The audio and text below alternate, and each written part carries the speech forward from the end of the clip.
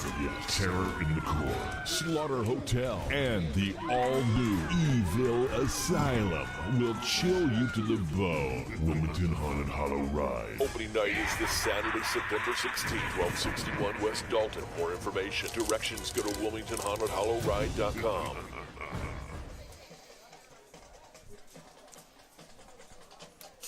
Welcome to Campus Nation tonight. Tonight we have myself, Joe Davis, and my partner, Christopher Weisskopf. Thank you. Hey, we got Blanchester High School coming in to play Wilmington High School. This could be a good matchup tonight. They're both in the same league. Wilmington's in the big section of the league. Blanchester's in the small, but Blanchester is known to have good football. And actually, these two teams met several years ago. In fact, the first time they met and the last time they met was in 1926. Is that right? Well, yeah, 1926. They said 1927. Blanchester's didn't like their team, so they disbanded the team for some reason there, and so they haven't played since. And no, now, here they are meeting, and they're only 15 miles apart. That is odd. I mean, I know Wilmington's bigger than Bland, but Wilmington has played East Clinton and Massey and other schools around here. Not to school 15 miles away, not to have played them. It's in all those years. It seems to me a little odd. But now with both teams entering league play tonight, of course Blanchester they fell to Courthouse first week, 42-26. Right. They played Marymount the second week and they lost there, and then came back last week and had a big win against Waynesville in overtime. 26-23. That was a big one. Waynesville, again, is another, it's not a big school, but it's a good football school. Always been known for good football. And Blanchester and Waynesville played hard football and down the wire, and Bland came out. So now they're getting a little bit of upbeat about themselves, that they're starting to believe in themselves. That's what I'm trying to say.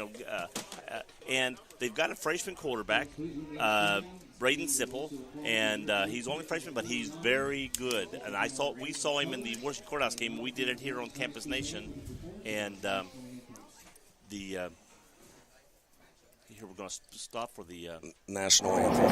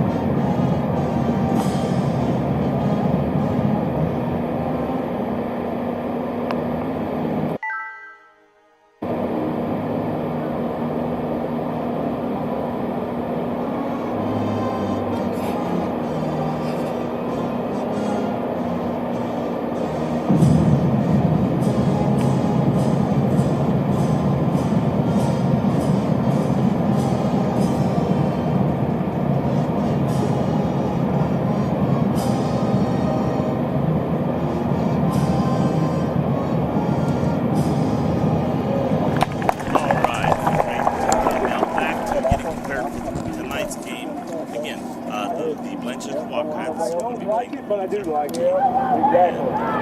Wilmington's on 2-1.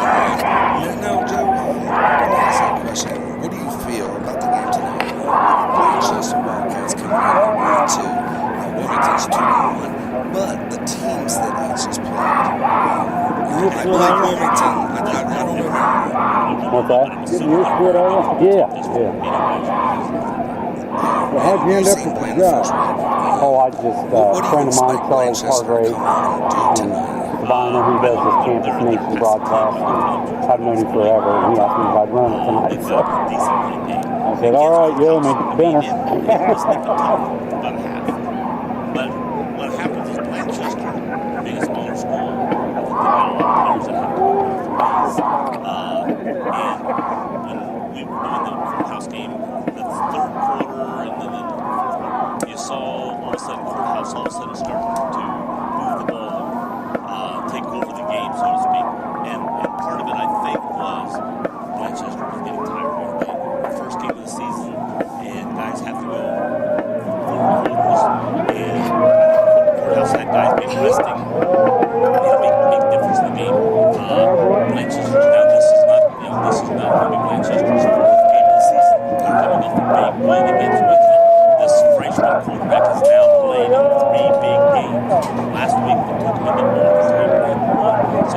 little bit of confidence coming off a big that's win. Yes. And I talked to Coach and that's Stutz. big. And if you want to give me, okay, Joe, what's your, what do you think's going to happen in this game? I look for it to be a close game, at least till halftime, and I do look for Wilmington to start pulling it away in the second half. At least that's what I'm hoping. And I could be wrong. Well, Wilmington, looks like Wilmington's hit the field here.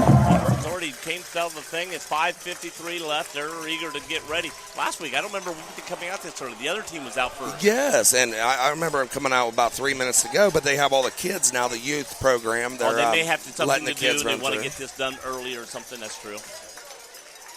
That's So I was talking to Coach Kellen last night on the sports show there at Damon's, 7 to 8 every Thursday night. The one I can't make on. Yes, I wish you could. But as Coach Kellen said, I said, you come out and you get a big lead on Blanchester. I said, beating them by 30 or 40. What are you going to do? And I said, are you going to play your players? Or he says, well, we're playing 4 quarters of football. There's really, you can't really say, well, we'll be up by 50. You never know. Blanchester's packing a good football team. He says that his kids are going to play this game, and they're going to expect 4 quarters of football. Right. And it's like most teams that go into their playoff mode type teams and expect to go deep in the playoffs, they usually play their starting players 3 full quarters, and then the 4th quarter will be determined on how well they're playing and how well the other team's playing. And if they got, for instance, if it was 56-0, 4th quarter, he's going to probably take the quarterback out, probably take some of his main running backs out, start resting guys, and don't want anybody hurt in a big game like that. But he doesn't want to take him out too early for 2 reasons. One, he doesn't want to let the team back in a game that you've already secured handling. You don't want to let back in too soon. And the other thing is, you do not want to, you want your starters to be used to going longer in a game, so that when you get to that team game, that they have to go longer, that they're ready. Let's say your first 3 games were against easy opponents, and you've only played 2 quarters each game. Then all of a sudden you start playing for a harder opponent, and all of a sudden they're going to go 3 and 4 quarters. That's good. That's a different to being out in that field longer. Now, if you're Blanchester Wildcats, what are you thinking? What do you expect out of Wilmington tonight, Joe? I'm Blanchester Wildcats. I'm coming into Wilmington's home court. I'm thinking, hey, they're thinking they're going to beat us. They're playing like this. We're going to try to hit them quick, get the score early. We're going to try to take over the game. I may be wrong. I said they're going to pass. They may come out trying to run and keep the clock going their way and run the ball against Wilmington. And their quarterback is able to run. I mean, he's a thin, wiry guy and can elude the rush. And they've got a decent running back. They could try to run the ball against Wilmington. I look for Wilmington to try to stop the run and force them to pass and see if their defense can take charge. I'm sure Blanchester has watched tape on Wilmington and has said, okay, here's, anytime you're playing a bigger opponent, what you do is you look for their weaknesses, and then you try to exploit their weaknesses to your strengths. Now, if you're a running team, you can't go in there and say, hey, we're going to pass the ball and play against Wilmington, because that's not your style. So you got to use your style against their weaknesses. You look at Wilmington. We was talking last night.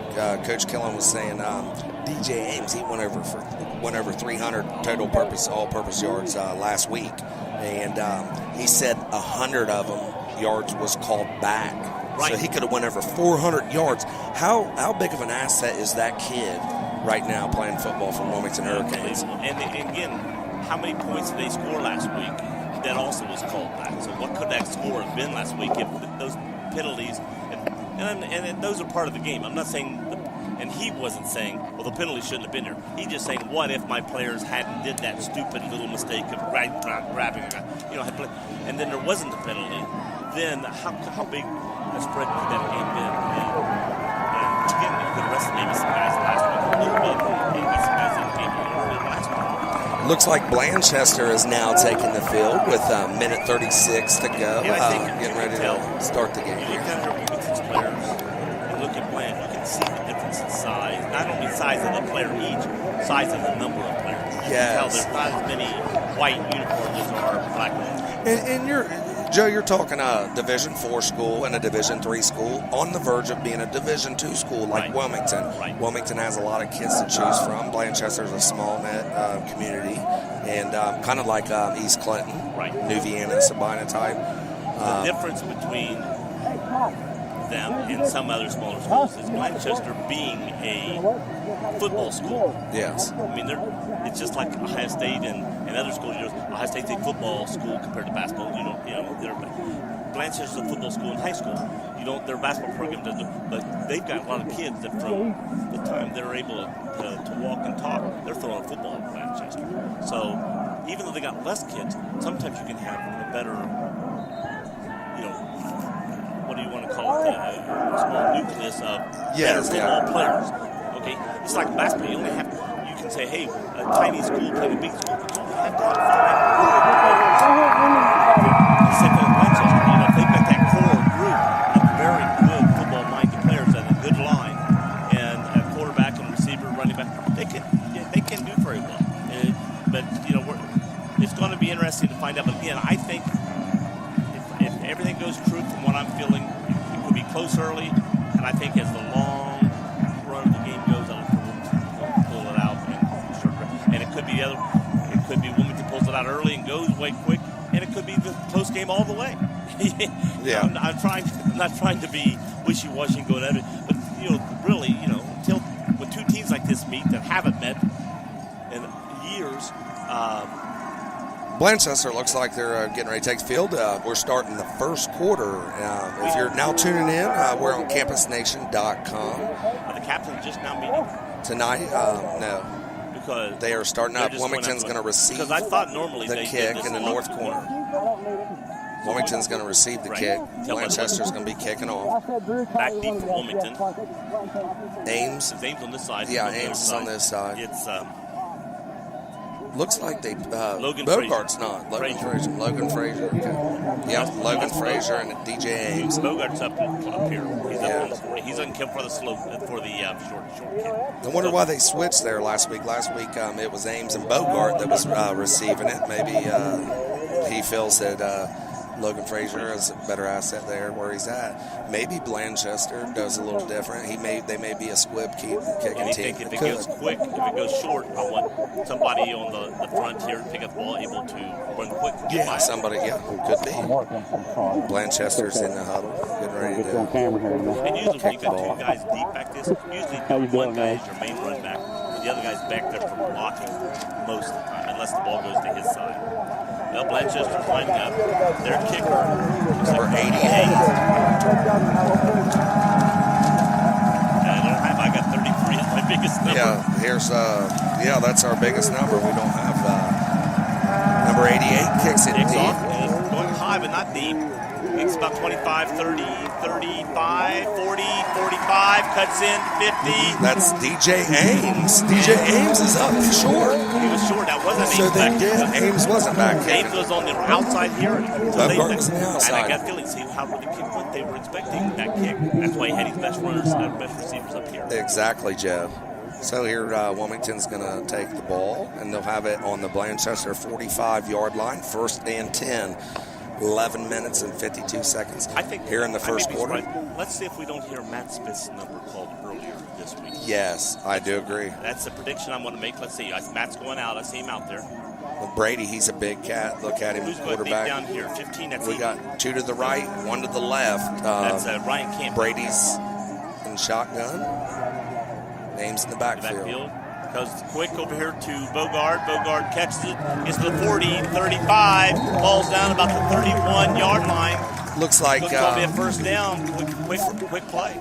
Yes, that was a big play right there. Now little bubble route there. This is what Blanchester does not want to happen.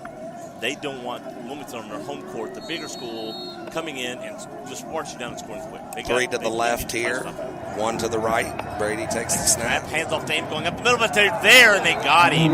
3 guys, 53, 13, and 47. Let's see if few of those are. Well, 13 is probably the one we're going to find out. And that was Junior Torres, because the other numbers are... Dustin Howard for Blanchester makes that tackle. So we got trips left, one to the right. Brady's in the shotgun with Ames to the right. And he looks to the left, throws over to Bogart, catches it left. 30, 25, tripped up. Nice tackle. Going to be down close to first down, but going to be a little short. Going to get about 8 to 9 yards on the play. It's going to be about 3rd and 2 on the 23-yard line. And Wilmington, my guess right now, is in 4-down territory. Wilmington threw that bubble route there to the right side, then went back to the left. Side. They got trips to the right, one to the left. Brady takes the snap. Hands off to Ames up the middle and grabbed again quickly. They're looking for Ames. I tell you what, they're like, Ames is not going to beat us. I think that's what they're out there saying right now. Now, if you're Coach Killen, they kicked a 41-yard field goal last week. I look for them to run right now. They're going to run? I just said, I think, my opinion is they're staying. The offense is going to stay on the field. It's early in the game. They're out to say, this is our turf. We're going to do it. Let's see what happens. Okay, we got Bogart going to the left. We got Ames, open empty. 3 right, 2 left. Ames and Smith down here. Bogart in motion. Fake handoff. Keeps it. Going to the left side. He's got the first down. He's going to go on in for the touchdown. Brady Evans in for the touchdown. Wilmington scores. And he was touched in the backfield, but quickly got around it and just went right on in for the score. That was a very great fake there, Joe. Well, he had trips over here, so I pulled a lot of players to the right side. Then we had Bogart in motion to the right. So I pulls another guy to the right, fakes it, and keeps it. So one guy did stay home. He was waiting for it, but he quickly got around him. He tried to arm tackle, and Brady, you don't arm tackle Brady Evans. Extra point here. That was it. It was a good setup offense. Brady Henry's. Down, kicks up, looks good. Brady Henry. And it is. So in your first quarter of play, Wilmington Hurricanes 7, Blanchester Wildcats 0. 10:02 on the clock. That was a quick score. That was. When they came back on, did you expect that run play, or did you think they was coming back to pass? I wasn't expecting a pass, but I was looking forward to give it to Bogart. Yeah, I really was.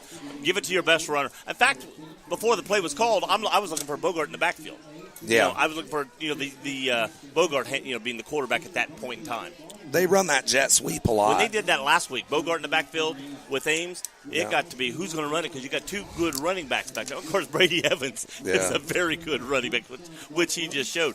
I tell you what, that's why Wilmington's hard to stop and to watch, because we're going to stop Ames. Well, then they give it to Bogart. Well, okay, let's try to stop Bogart. Well, then Evans runs. You can't stop them all. They're Rory Bell is set to kick off from the Wilmington 40.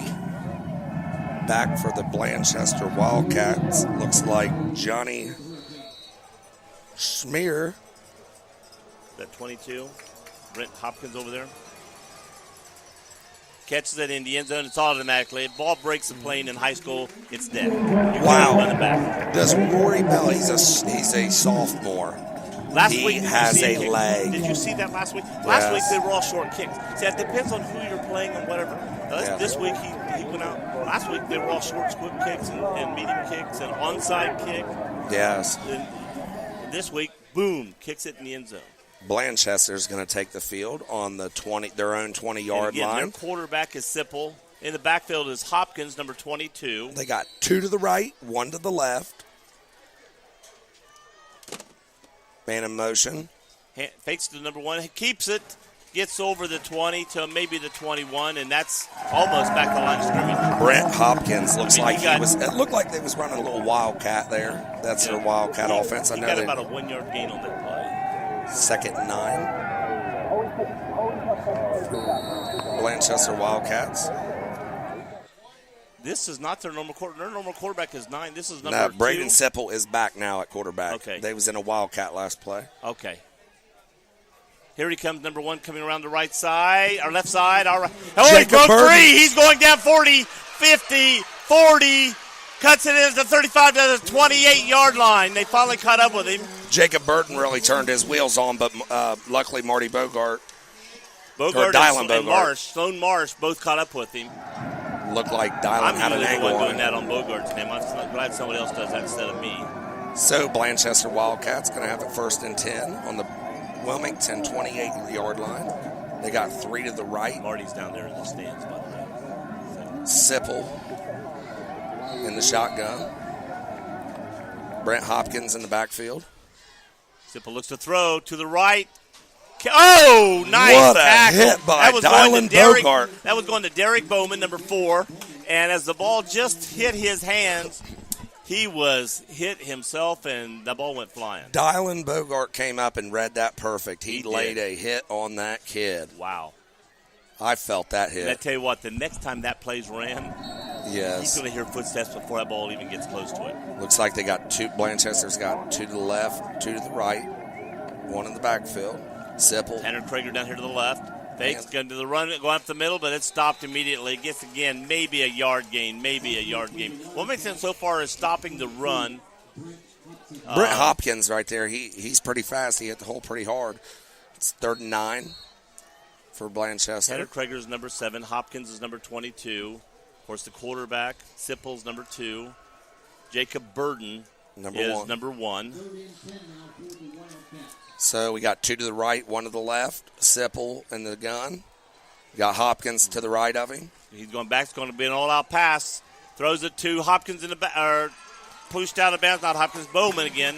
Bogart really hit him again. Yeah. What a nice tackle But he there. was off of him. He was open and caught the pass. Got around the 20. Got to the 22-yard line. Yes, that'll bring up 4th and about 4. If you're just tuning in here on campusnation.com, we're in the first quarter, 8 minutes and 32 seconds. Wilmington 7, Blanchester 0. They're answering Wilmington. They got trips to the left. Hopkins in the backfield. Sipple in the gun. Krager, Bowman, and Burden on the left side. Man in Burden motion. in motion.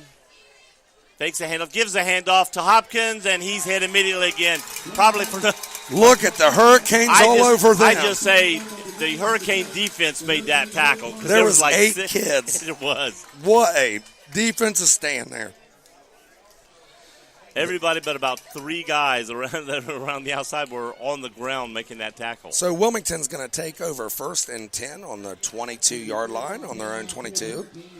Blanchester did do a good ball of answering the play, coming back down the field, but Wilmington just overpowered them and just, this is our field. Looks like Bogart's in the backfield right now. Yeah, he's going to be at We quarterback. got Evans down here. You got 4 to the We right. got Smith down here. And Bogart goes immediately to the left. Oh, there comes it's going to come back. Looks like he's got about 12 yards running, but there is a flag in the backfield. Again, this is what killed Wilmington last week in a lot of plays. They'd make a great run and Backside there, if you looked at the backside receiver, we had quads right with 1 to the left. Cameron Coomer made a very nice block on that backside when Dylan come around the end there. We got holding on Wilmington. It's going to bring them back. It's going to be 1st and 20 for the Wilmington Hurricanes. Penalties are crucial. How crucial was they last week for Wilmington? They had a bunch called back last week. Because it was a close game for a long part, and it should have been a blowout early. Yes. And the penalties kept the other team in the game last week. Looks Okay, like, we got Wilmington again, and they got, is it quads down here to Yep, the right? yep. Yeah.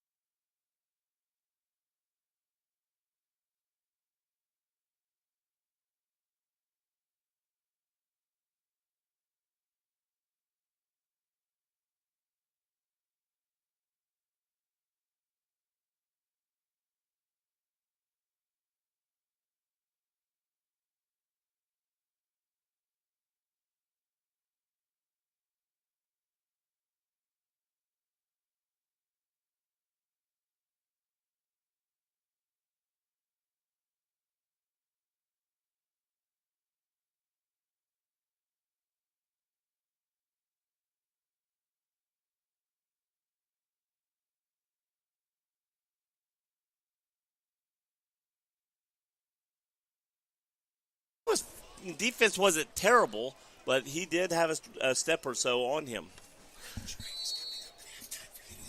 Who?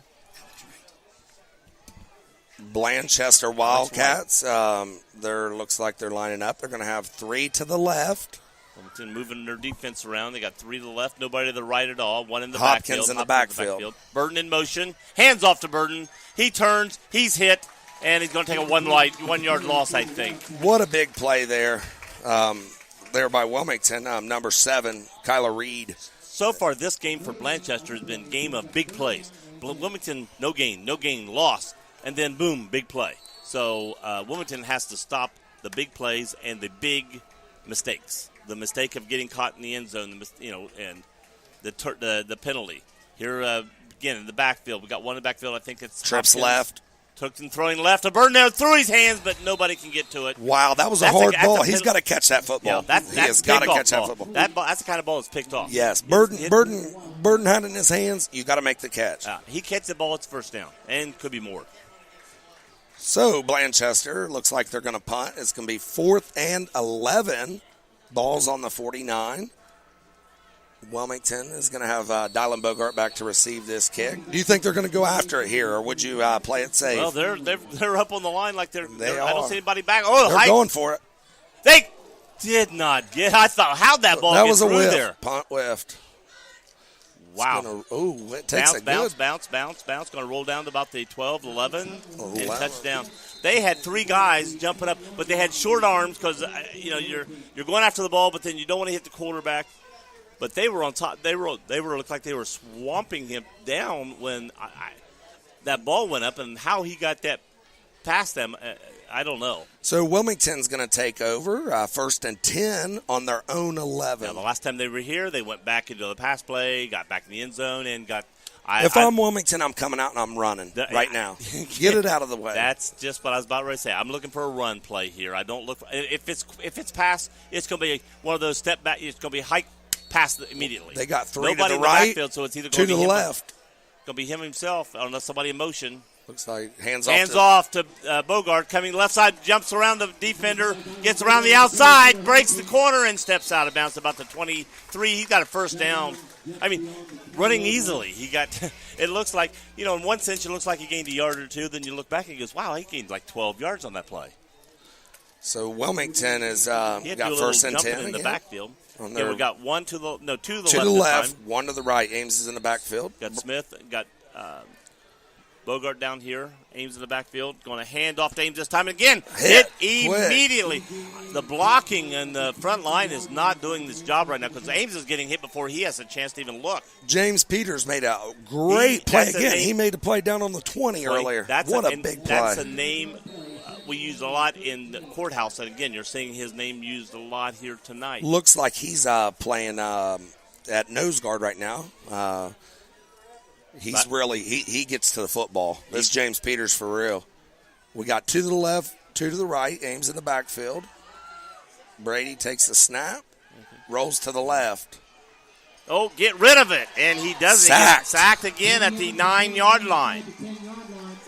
You got to get rid of that football, Joe. Don't say Joe. I would have thrown it.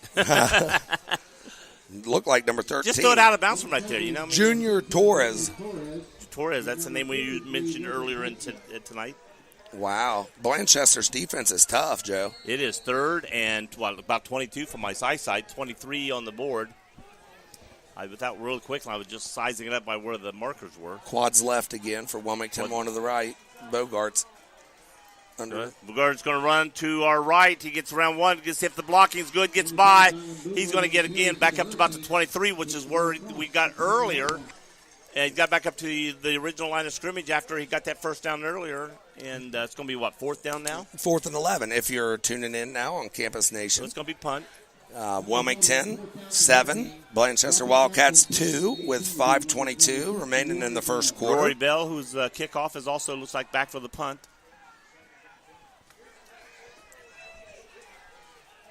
Is that Burden? Yeah, I think Burden's back to receive it. High. Looks like it's going to go down and hit and bounce. It's got a spin on it. Oh, no, that's not Burden. That's number 7. Tanner Krager. Tanner Krager is the name we mentioned at Blanchester. Krager. at the 34-yard line. Blanchester's going to take over 1st and 10 on the 34-yard line. If you're Wilmington here, Blanchester's came out and they are playing tough defense. Blanchester's got a good defense. Right. It's shocked Wilmington. I believe Wilmington are shocked with the way the Blanchester Wildcats came out. I think Wilmington thought we were going to handle them, and like I said, they're a good football school. They're known, and they played a good football school last week in Waynesville, who has given Wilmington fits in the past. So Blanchester's got 3 to the left, 1 to the right. Hopkins in the backfield. Going back, Sipple's back. Throwing deeply down the left side. He's open. He catches the ball. It's going to be a touchdown. Want to walk it in. Jackson Whaley scores a touchdown. Bogart tried to tackle him at the 2-yard line. He stayed right on him. He jumped and he turned around because he felt he touched his ankle at the 2-yard line. We got a flag, though, back here on the 35. It looks like it is coming back. That was a big play for Blanchester. What usually killed Wilmington looks like now going to bite Blanchester this week. So, going to the referee down on the field. Like I said, we'll see what the call is here. Earlier, one of her first things when we first came on the air, I said Blanchester is a passing team, and Sipple is a freshman, and you can see he's got an arm behind him. He's not afraid to throw it down the field against Wilmington. No. So here, I say if there's Wilmington's Achilles heel is their pass defense. Illegal touching by Blanchester. Wilmington's going to take that. Legal touching would be over here. That was in the backfield. That wouldn't have been touching. Legal procedure. So, looks like illegal touching would be coming out of bounds, going back in, touching the ball, and that flag was over there. Yeah, it's a 5-yard penalty, so it'll bring up 1st and 15 for the Blanchester Wildcats. It's more like a 65-yard penalty when you look at total loss of down there.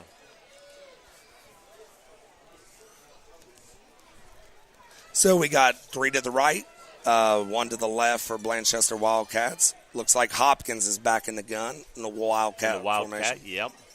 If you're Wilmington, you got your safety. Sloan Marsh cannot let anybody off deeper. To the right, because Sipple. No, that's Burden in motion. Up again, illegal motion. Yes, we had Tanner Krager down here to the left here. They really use Jacob Burton. They like to go to him. Him and Hopkins. Hopkins is tough. Hopkins and Burton are their 2 main guys in motion in the backfield. They like to go to Krager on pass plays. Good thing about it, too, you look at it. Jacob Burton, he's a senior. Brett Hopkins, he's a junior. I tell you what, they're high on the Sipple. When I talk to people from Blanchester, he's a freshman. He's freshman, but they say he plays like a senior. 3 to the right, 1 to the left. Hopkins in the backfield. Sipple in the gun. Hand off up the middle. Gets by the first man, but again, a wave of hurricanes come in and stop him. It's going to be a nice game, but again, it's going to be well short of even getting back to the original line of scrimmage. It's going to be still about 15 yards. It looks like Wilmington's really getting a lot of hats to the ball on run plays. Right. I think their DBs, they're going to have to watch it because last week their DBs got burned a lot. Right. This week I think Blanchester did their homework, and they're going deep. Yeah, they're attacking them deep. Well, they're a pass play team, and then when you're a pass team, use your best against their worst, and our worst is our pass defense. Bland's got 2 to the left, 2 to the right, man in motion. And that's number 40. Double reverse. Going the other direction. Double reverse. He's got to have the corner. He does, and he gets could have got more. He only got about 3 to 4 yards. That was a great play by Dylan Bogart to shed the block off by Braden Sipple. There was a couple great defensive plays that names won't get mentioned that stressed him go deeper and wider, which let Bogart get over there. That was a very, very good job of Dylan Bogart to play his 111th. I take it back. He gained 8 yards, but 3 yards from the original line of scrimmage. So it's going to be 3rd and about 7. Blanchester's got 3 to the left. Hopkins in the backfield. Nobody to the right. Fakes the handoff. Fakes the pass. Going deep again. Back at Bogart's in good position. Bogart, what a play over Krager. He went to the wrong guy that time because you're going to Wilmington's athletic player. And Bogart was turned and was stride for stride. If that ball was there, the only thing against Bogart a lot of times, if the guy happened to be 6'6", Bogart's not the tallest, but he can leap like a heck. We got a flag. We got a hold for They're going to push him back again. They're gonna. I say penalty. Wilmington's going to decline it. I thought he might take it, but I tell you why he's not taking it, because of just that. They can pass deep. This is 4th down. Yeah, it's 4th and 6 for the Blanchester Wildcats. Looks like they're going to elect to punt. If it was 4th and 1, and he thought they might, or 2, they might try to go for it here. DJ Ames is back to receive this kick. So what would you think if you're Blanchester right now? What are you thinking right now, Joe? We're in this game. We're not afraid at all. We're going after them. Oh, almost got to the ball again. Got rid of it quickly. Caught by Ames. He's going to the left. Got a guy on his ankle. Breaks free. Oh, then caught again. So Blanchester's going to take over 1st and 10 on. Hurricanes will take over 1st and 10 on the 32-yard line. That's pretty good, yeah. Hurricanes. And again, after Hurricane Harvey and then Hurricane Irma, Blanchester's running into Hurricane Wilmington. I've been waiting all night to say that. So if you're just tuning in on campusnation.com, we're here at Alumni Field with 3 minutes and 11 seconds to go in the first quarter. Wilmington 7, Blanchester Wildcats 2. Brady in the backfield. Wilmington's got the ball in the 32. Smith on this side. Brady in the gun. Bogart to the other. Looking, throwing. The outside, caught and hit. I think he caught it. I think yes, they're going to give it to him. About a 3-yard play there. Maybe more because he got pushed back. They're going to take it where he went down. He caught it and he got caught pushed. It. Yeah, pushed back. That should have been like a yard and a half, 2 yards up where the ball is, because that's where he landed. Wilmington's going to be in the no-huddle offense. 2nd and 7. 2 to the right, 2 to the left.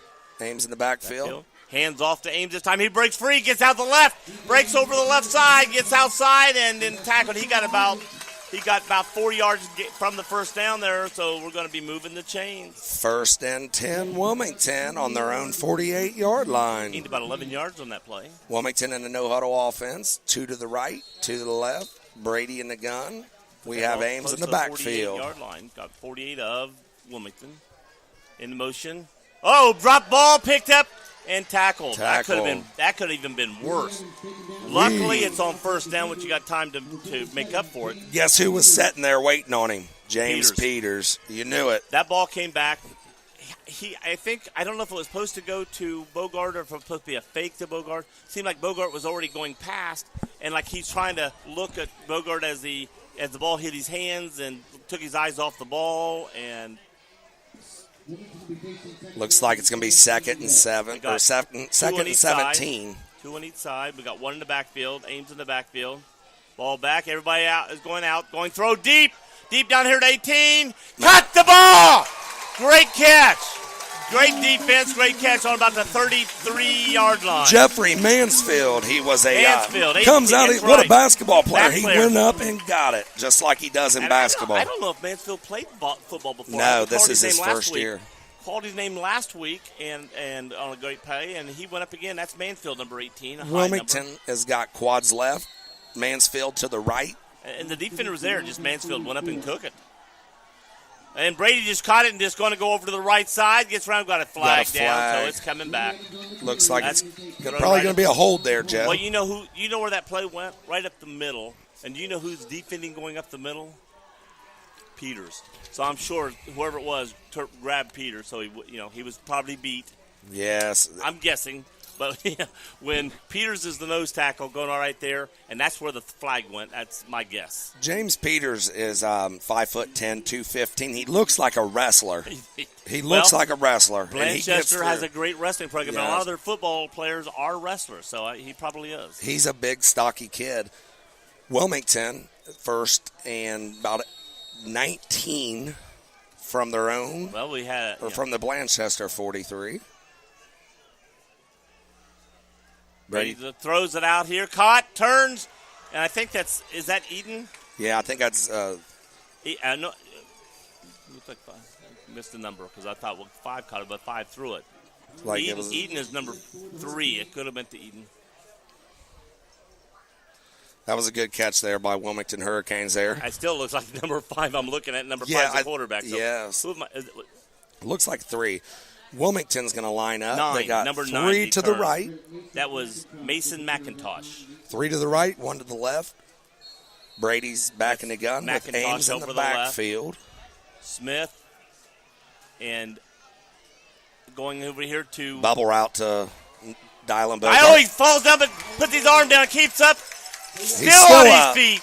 Still going down. Finally pushed backwards at the 23-yard line. First down. Luckily, Wesley Mitchell for Blanchester Wildcats brought him down. He was not going down, Joe. No. What'd you say, at first and 16? It was first and about 17, I believe. He gained 18 or 19 yards on that play. And he went down, and his knee was probably 6 inches off the ground when he put his hand down. Then he was being tackled down again, and then got back up and kept on going. They're going to give him a first down. Oh, yeah, so that's they're what going I to said. mark it first. Yeah. I said he was 1 or 2 yards past the first. You said 17. He got 18 or 19. Yeah, he got 18 or Like 19. you math said that's a first down. Wilmington's got 3 to the left, 1 to the right. Ames in the backfield. Hands off, going up the middle. Ames, who breaks it to the right side and gets over the 20, going about the 20, 19, 17. 18, 17. And it's going to be about 6 yards at least on that play. So it'll be second four. Wilmington Hurricanes running a no huddle. 3 to the left, 1 to the right. Got Ames in the backfield with Evans. We got the backfield player. Mansfield down to the right. Looking to run to the left. Looking, throwing. Throws it short. Oh, he was open too. Brady's got to get the ball out quicker. Yeah. He's wanting to roll out too long. But the defender, the offensive player came open about the 4-yard line, but he was running to his left, trying to throw off his left foot and throw back to his right, and that ball only went about 10 yards. Yes. So we got 3 seconds to go in the first quarter. That incomplete pass. Wilmington Hurricanes 7, Blanchester 2. Last play of the quarter. 2 right, 2 left. Motion, Bogart fakes a handoff. Evans keeps it, goes up the middle, and he gets almost to the 15, and it's going to be probably about a yard or less than a yard for a first down. So I look for Wilmington to go for it. So at the end of the first quarter here, if you're joining us here on Campus Nation, we have Wilmington Hurricanes 7, Blanchester Wildcats 2. Joe, what a game we have on our hands here. As a Wilmington fan, you're not happy, but as a football watcher, this is an exciting game. Yes, it is. And we got 2 good teams. Blanchester technically wouldn't have scored. Wilmington, their defense scored. Wilmington let them score as far as I'm concerned. But when this game started, Wilmington drives down the field. Were you expecting this to be at the end of the first quarter? No.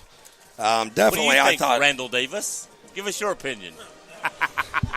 So, Joe, I really expected, honestly, coming out here, I thought Wilmington playing 3 tough non-league scheduled games to begin with. I thought Blanchester would not be able to hang with them on the field. 2 things. But Blanchester comes out, and they are a tough football team. Right. There's 2 things to think about right now.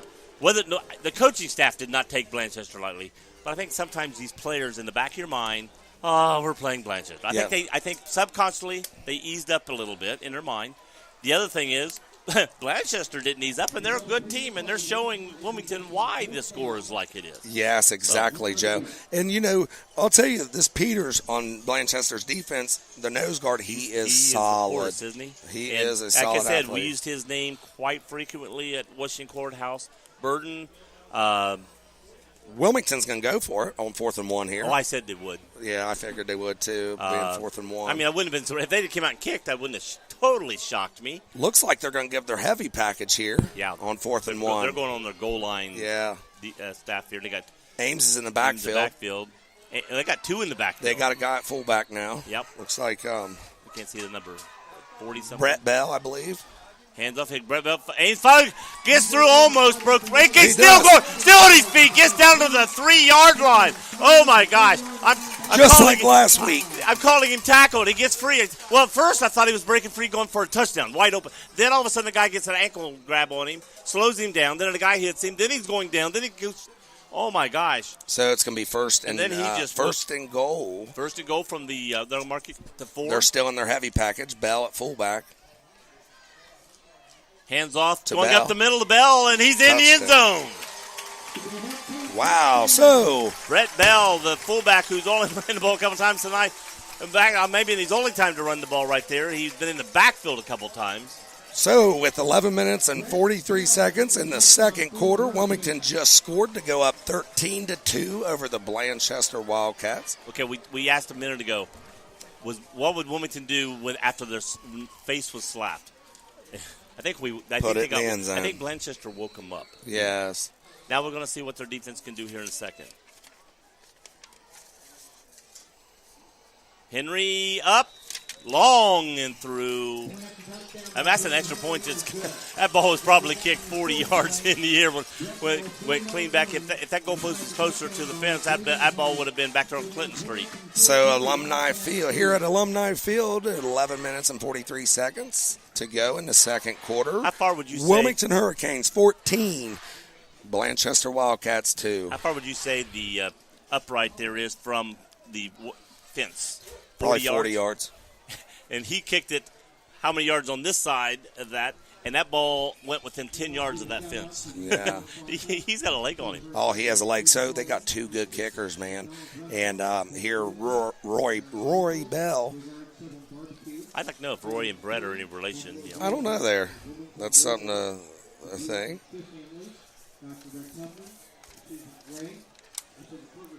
So Wilmington set to kick off on their own 40-yard line. Bell is going to be kicking.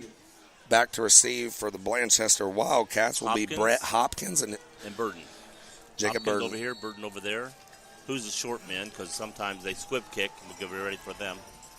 I'd say Rory, he's taking it deep this time. And he is. Ball's going to hit the 20, bounce to the 10, bounce up to the 5. Oh, did he go down? He thought he's down. The referee is finally blowing him.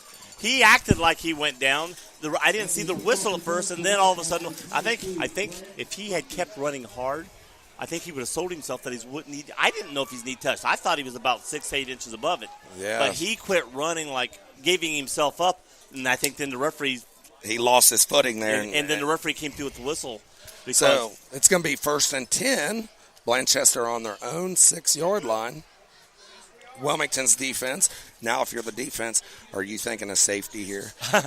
I'm getting a safety. Well, after there's already one safety in this game, Wilmington's thinking, I'll put it this way, Wilmington's defense right now is thinking of pushing them back. I want mine, yeah. I'm not thinking safety as much as push them back. I want my 2 points back. Well, if they can push them back to the 2 or 3 yard line. Blanchester, man in motion. 2 to the left, now 3 to the left, I would be 1 to the surprised right. for a pass play right here, though. Man in motion, Sipple takes it, handoff. Nope, fake handoff. And who called that pass play, baby? You. That was pass play to number 14. Jackson. Go ahead. Wale. I said the first name. You got the last name. Wale. W-A-I. Wale. No, whatever. Jackson Wale, I believe. So Blanchester, 2nd and 10. 3 to the left. Sipple in the gun. Sipple running to his left. He's in the end zone. Oh, don't get a penalty. Pass complete. Get a penalty. To number. Referee grabbed his flag and then didn't pull it. Pass was complete. Because 7 hit him. 3. 7 pushed him a little late. We don't have a number 3 on here, do we? No, who would? I tell you, these numbers are the worst numbers to try to read at nighttime. These orange on black. There's no white outline around that orange to offset it, and it's hard to read those numbers. That'll be 3rd and 6 after a pickup of 4. If this is a pass play, I look for him 2 to the try left, to get him in the backfield. 1 to the right. Man in motion. Sipple and it's takes going to be a it. pass. It's looking. There's good. The defense is on him. He's throwing. Caught by Hopkins. 20. Did he step out at the 20? Nope. He's going to keep on running about the 23. It's going to be 1st down. Looks like that was Justin Ballard. Justin Ballard. Yes, Justin Ballard. He was a senior wide receiver for Blanchester. That was a good play to get That open. was. How poised is the quarterback there? The pressure came from our right side, the quarterback's left, and he came to his right. The pressure was a yard behind him as he ran, and Hopkins was open, and great play. Defense was still close to Hopkins. It wasn't like he was wide open. Blanchester has got the ball 1st and 10 on their own 23-yard line. They got 2 to the left, 1 to the right, 3 to the left, 1 to the right. Sipple is in shotgun. They got Peters in the backfield now, right beside Sipple. Wow. Got a man false start here, number 14, Yep. Jackson Wiley. He's going to jump off sides, so it's going to be 1st and 15 for the Blanchester Wildcats. Wiley. We'll call him Wiley. Could be Wiley. Wiley. Could be. I think it's Wiley. So Blanchester got trips to the left, one to the right. Sipple in the gun. Peters right beside. Sipple back. Throwing deep down the right sideline or left sideline. Bounces off his shoulder pad. There was 3 defenders in the area, and the ball hit the receiver's shoulder pad, bounced high in the air, came down. Nobody. Looks like Jackson Wiley is attended again. That pass was. What he got up. I think he jumped and he shouldn't have jumped. Yes. It wasn't that high. Yeah. And it's like I've seen first baseman jump for a ball that's not that high and then drop it because your feet aren't solid on the ground. I think that's what happened there. Blanchester, second and 15, 2 to the left, 2 to the right. Peters beside Sipple in the gun. Man in motion. Oh, threw it Hopkins. Oh, what a hit there. Wilmington, number 40 there, come up. Brett Bell. He came up and just popped him. And he got away with one there because in high school rules, that ball hit the receiver and bounced away. Then he tackled him. And, of course, you can say, hey, I thought he caught it or whatever. But he didn't. Hopkins was running with his back to the quarterback, just sort of jogging. He was not expecting it. And that gets a timeout called by Blanchester. 3rd and 15 for Blanchester. They take a timeout. If you're tuning in on Campus Nation, we're here at Alumni Field. Wilmington Hurricanes versus Blanchester Wildcats. Score Wilmington Hurricanes 14, Blanchester Wildcats 2. They were lucky because with the receiver not even looking, if the defender was awake, not awake, I don't want to make like he wasn't doing his job, but just could have seen it coming because he's watching the defender. Defender's acting like there's nothing going on. But if he would have been to the position where he was looking in and saw that ball coming, he could have just stepped in and took it and scored pick 6 because Hopkins had no idea that ball was coming his way. Whatever was called in the huddle, Hopkins did not think it was his number called. So Blanchester's coming out back on the field after their timeout. Wilmington back on the field. I liked it back when I played. It was run to the right, run to the left. Well, yeah, you was old Woody Hayes style, 3 in the dust. Blanchester's going to line up 3 to the left, 1 to the right. Hopkins is back in the backfield beside Sipple in the gun. Sipple's going to pass. Intercepted! Number 24 for Wilmington. Franz Chereska with a great job. Picked that off, and Wilmington has now got the ball. And that's the downside of being a passing team. When it's going great for you, but when it's not, you're in your own end of the field and passing all the time. And look out for the bad thing. And there it was. 1st and 10 for Wilmington. On their own 19, on the Blanchester 19-yard line. 3 to the right, 1 to the left. Bogard, here we handoff going up, and he's wide open going up the middle. Ames, dives, goes into the end zone. He really leaped up in the air. He leaped up over the blocker in front of him. He drove over everybody and went in the end zone. He jumped completely over that kid's head. And that's what you want to do right after a defensive interception. You want to take it right to him, and they did. He handed it off to Ames, and they went right at it. That was really good by Wilmington. Coming off that interception, like you said, you come out with a big play like that and score. The one thing I'm proud about Wilmington, they have been slapped a couple times tonight, and they have responded to that. Not. Oh my gosh, what just happened? They just came back, and unfortunately, right now Blanchester is not. They've got slapped back, and they've not responded. Brady Henry to kick the extra point. It's there it goes. good. And let's see. I thought it was going to bounce over. 9 minutes and 55 seconds to go in the second quarter. Wilmington 21, Blanchester Wildcats 2. That was big there for Wilmington coming off. They scored 2 touchdowns within about 3 minutes.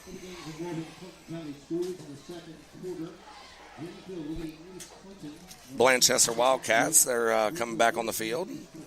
Hopkins is going to be back to receive the kick.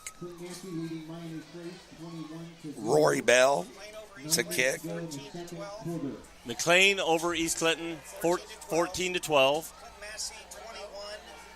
Clint Massey 21. Miami Trace Zippo. But East Clinton finally coming around, got 12, 14-12, close game. Who's winning there? Greenfield 14-12. Okay. Rory Bell's going to be kicking off from Wilmington's own 40-yard line after the big touchdown by DJ Ames. And Burden it's up. back. It's going deep, deep, deep into the end zone. Man, he has a leg. He don't has he? a leg. Both of these guys have legs. Big so leg. anytime he wanted to, it's like he could kick it back in the end zone and not let it run back. If they don't want to run back, just kick it in the end zone. I mean, Oh, yeah, and that's what Bell has. He has a leg. He can kick it deep at any time. He's in the end zone. Every time he kicks the ball, it's going 63, 64 yards every time. When they do those quip kicks, they're getting the ball at the 30, 32, 30. They kick it in the end zone, they're getting the ball at the 20.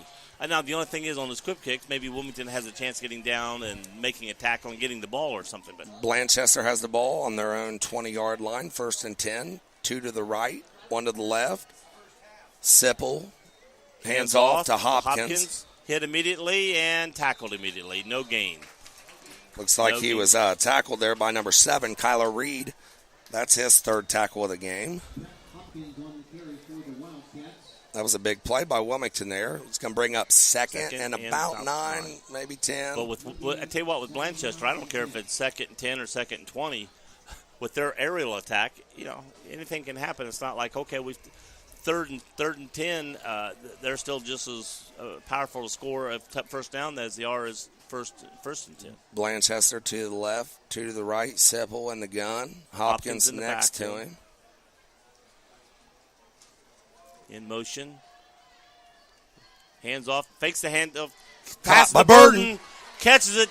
And he's midfield almost. He is at the 48-yard line. That was a good play fake. It gave time for him to bite in, and he came up in a slant route and hit Burton over the middle. Sipple. That was when a he caught great ball. It was caught for like 11, 12-yard gain, and then he just took off and got through 2 or 3 tacklers. That was just a good football play. That was. You fake, nice fake. And he got it. Guy runs he a nice caught it route, in- good ball caught. He caught it with his motion going. 1st and 10 It was hard to Blanchester. stop.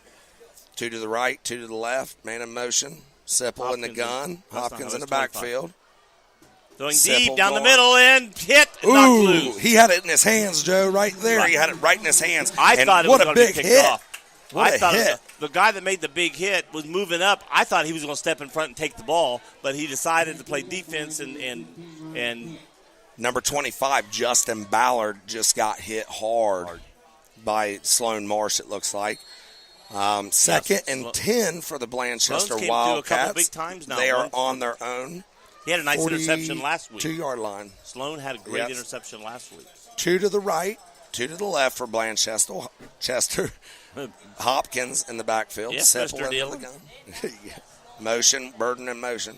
Fakes it. Hands it to Burton hands to Hopkins. Hopkins going to the left side. He's around, got the corner. He's broke the corner. He's gotten tapped. He's still up. He's gotten out to about the 30-yard line. So he So that'll be 1st and 10 for the Blanchester from Wildcats. about the they're going to say 32. 32-yard line. I think. On the Wilmington 32-yard line. It's good getting in someone else's territory, isn't it, Joe? They came from the 20-yard line. They're really putting a It's good almost drive a 30 together. Yeah, coming almost down. a 31. They're about a football length from the 31-yard line.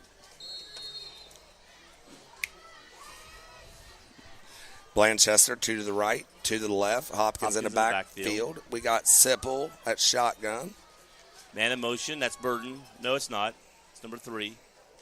Fakes the throw to the right, goes to the left, looks, throws it out of bounds. See, We got a man downfield. We got a lineman downfield. and they Looks just like caught it's it. going to They be. just called it. But he did what Brady hasn't done.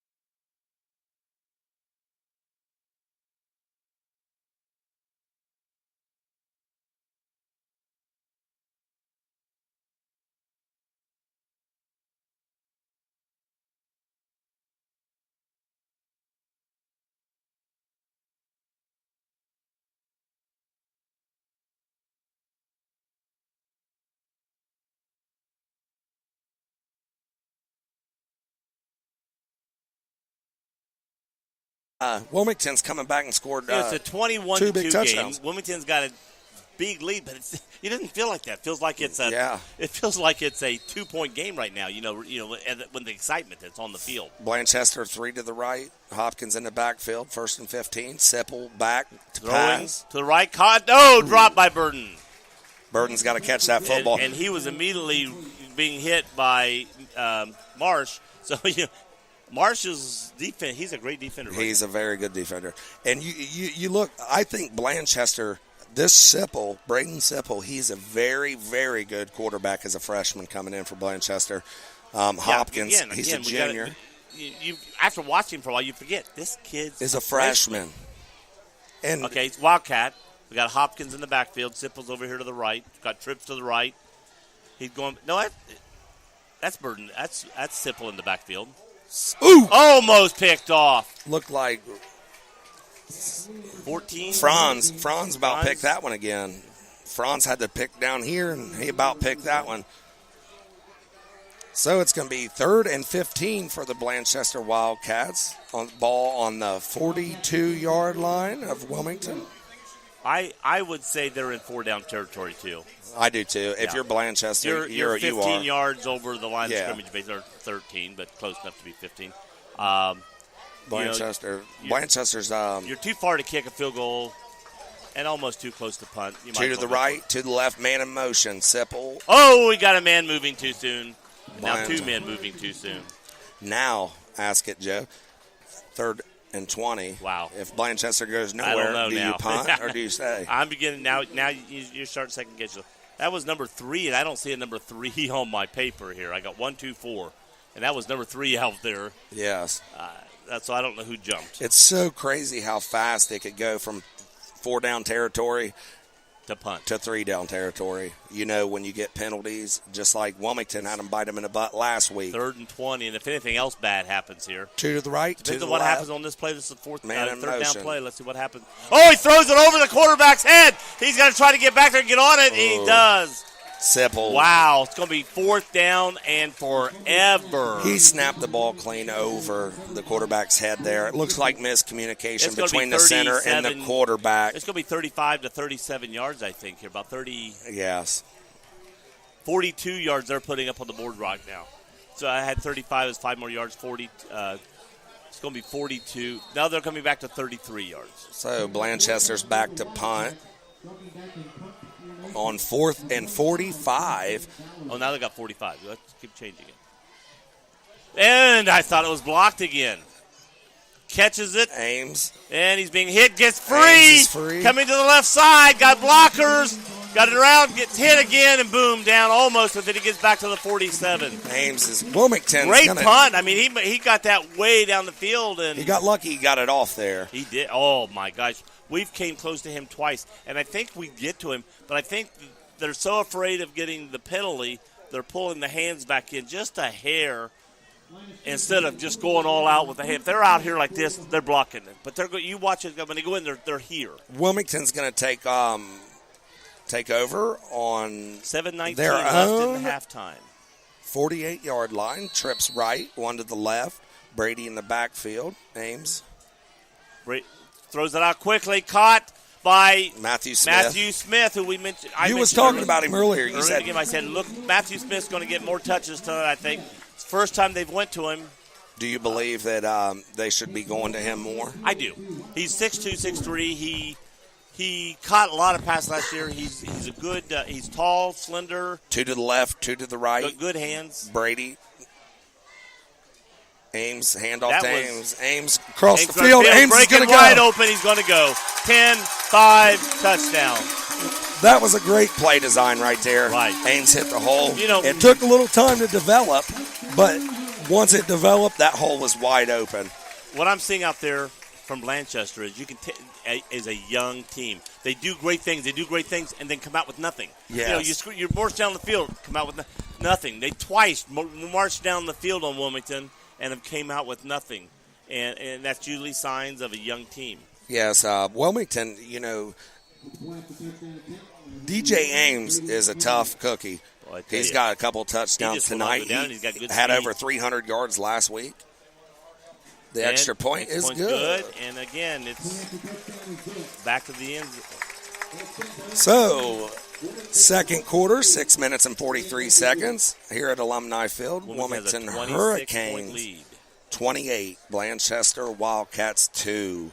So almost a 4-touchdown lead. And again, I want to ask you, does this feel like a 4-touchdown lead game to you right now? Just the feeling of the game? No, I feel like Other Blanchester. Than if Wilmington hadn't just scored that question right now, just before the punt, there was still a 3-touchdown lead. And it felt like a ball game. Yeah. Now it's starting to feel like a blowout. Oh, my. Yeah. This is the way it should have been in the first quarter. But a play ago, before that happened, you felt like, man, this is a ball game. Yeah. And yet Wilmington still had a 3-touchdown plus 2 point. Yeah, Blanchester's driving on their own 30, and then they snap a ball over Sybil's head. The center snaps it over his head, and now, like you said, it feels like a blowout. Right. Blanchester's set to receive the kick. I was looking for this to start happening, like I said, in the third quarter. It's already starting to happen in the second quarter, but because of Blanchester's own mistakes, it's causing it. And I'm not saying Wilmington is not – their defense is not helping cause those mistakes, but – Bell is going to kick. He kicks off from his own 40. He's going to catch it to one. He's going to run it 10, 15, gets hit, comes down to the 19.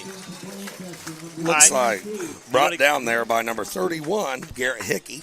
My feeling on that is you're going to get the ball at the 20. If you can run the ball back to the 19, it's worth the chance. And, Joe, here's another thing in the aspect of the football game. Wilmington's got 11 fresh hats on the field on special teams, where Blanchester's going both ways. Right. 3 ways. They got a lot of kids playing, on the field on special Wilmington teams. has as many freshmen sitting over here. It's not ever going to get in the game as Blanchester does on the sidelines right now to come into the game. Blanchester 1st and 10 on the 19. Hand off to Hopkins up the middle.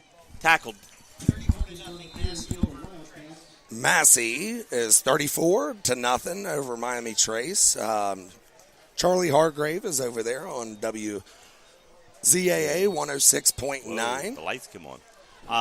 I've had Trace certain year. They're not a bad team, but they're almost like a rebuilding team. We was up there 2 weeks ago. You and I was. 2 to the right, 2 to the left. Man in motion. Sipple at quarterback. Hands off to Hopkins. Hopkins going to pick up about 4, close to the first down. It looks like maybe a yard or less than a yard from the first down by my eyesight. Nope, they're going to say first down. We're getting pretty close to being a running clock here, Joe. Not till second half. Second half, but how many points they got to be up? 30? 30, and it's got to be second. They can go up 40 the first half, and the clock does not stop. Okay, all right. So Blanchester's got it. They picked up the first down. 1st and 10. 3 to the right, 1 to the left. Hopkins near Sipple in the gun. Looks to pass. Passes out there to Burden. Burden's going to go out of bounds right about the 34-yard line, pick up about 4. So it's going to be second and about 6 for Blanchester on the 33-yard line. Excuse me, but I had to go get a drink. My throat's getting a little dry up here. Blanchester is going to trips right. Nobody home left. Hopkins in the backfield. Sipple is in the gun.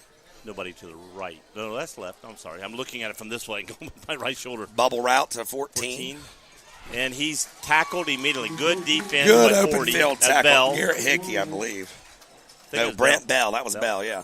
What a play. That's a good open field tackle by Bell. Jackson Wally. I got to say it, so it's Wally, not Wale. It's about like chasing a rabbit. When I played football and I was single covered, and you go up against a guy, and you're a defensive player, that's hard to really know what that offensive player is going to do. Right. Blanchester, 3rd and 5, 2 to the left, 2 to the right, Sipple in the gun, Hopkins near. I like playing like I was the offensive player. I was trying to think like the offensive player instead of a defense. Oh, Blanchester's. See, again, young team. These are mistakes by a young team. And that's a senior. So that's our team. That's 25 again. That was Justin Ballard. That's his second time he's jumped off sides. And that's a senior again. That's a senior. I say that's mistakes of a young team, but that was a senior. A senior. You cannot make those kind of mistakes, and Blanchester's done it twice. They shot themselves in the foot. When they was down here last drive, they backed up twice on penalties. 2 5-yard. 10 yards. And then when they gained 5 to 10 yards back, they're still 10 yards from a first down. They could have had a first down. So Blanchester's got the ball, 3rd and 10 on their own 29-yard line. Hopkins in the backfield. 2 to the left, 2 to the right. Man in motion. Coming through. Simple pass, fakes to the left. Drops it. He tried to run before he caught the ball. You see, he looked back to see where the quarterback was, to see if it was a behind the line of scrimmage pass. So Blanchester's going to look like they're going to like to punt. Why would? Justin Ballard's going to kick it. 4:11 left until halftime. Wilmington again head 28-2. Did not look like it was going to be this wide a game this early. If you're Wilmington, you're wanting to get a score right now before halftime. Yes. DJ Ames back to receive it. Looks like he's nice high. He's going to take it on the 32. Catch. Going to 28. Fakes around. He's going to gain. He's done it to the sidelines. He gained about 15 yards after the catch. DJ Ames is so fast. He's running down the sideline, and 2 Blanchester guys run in. And he just left him.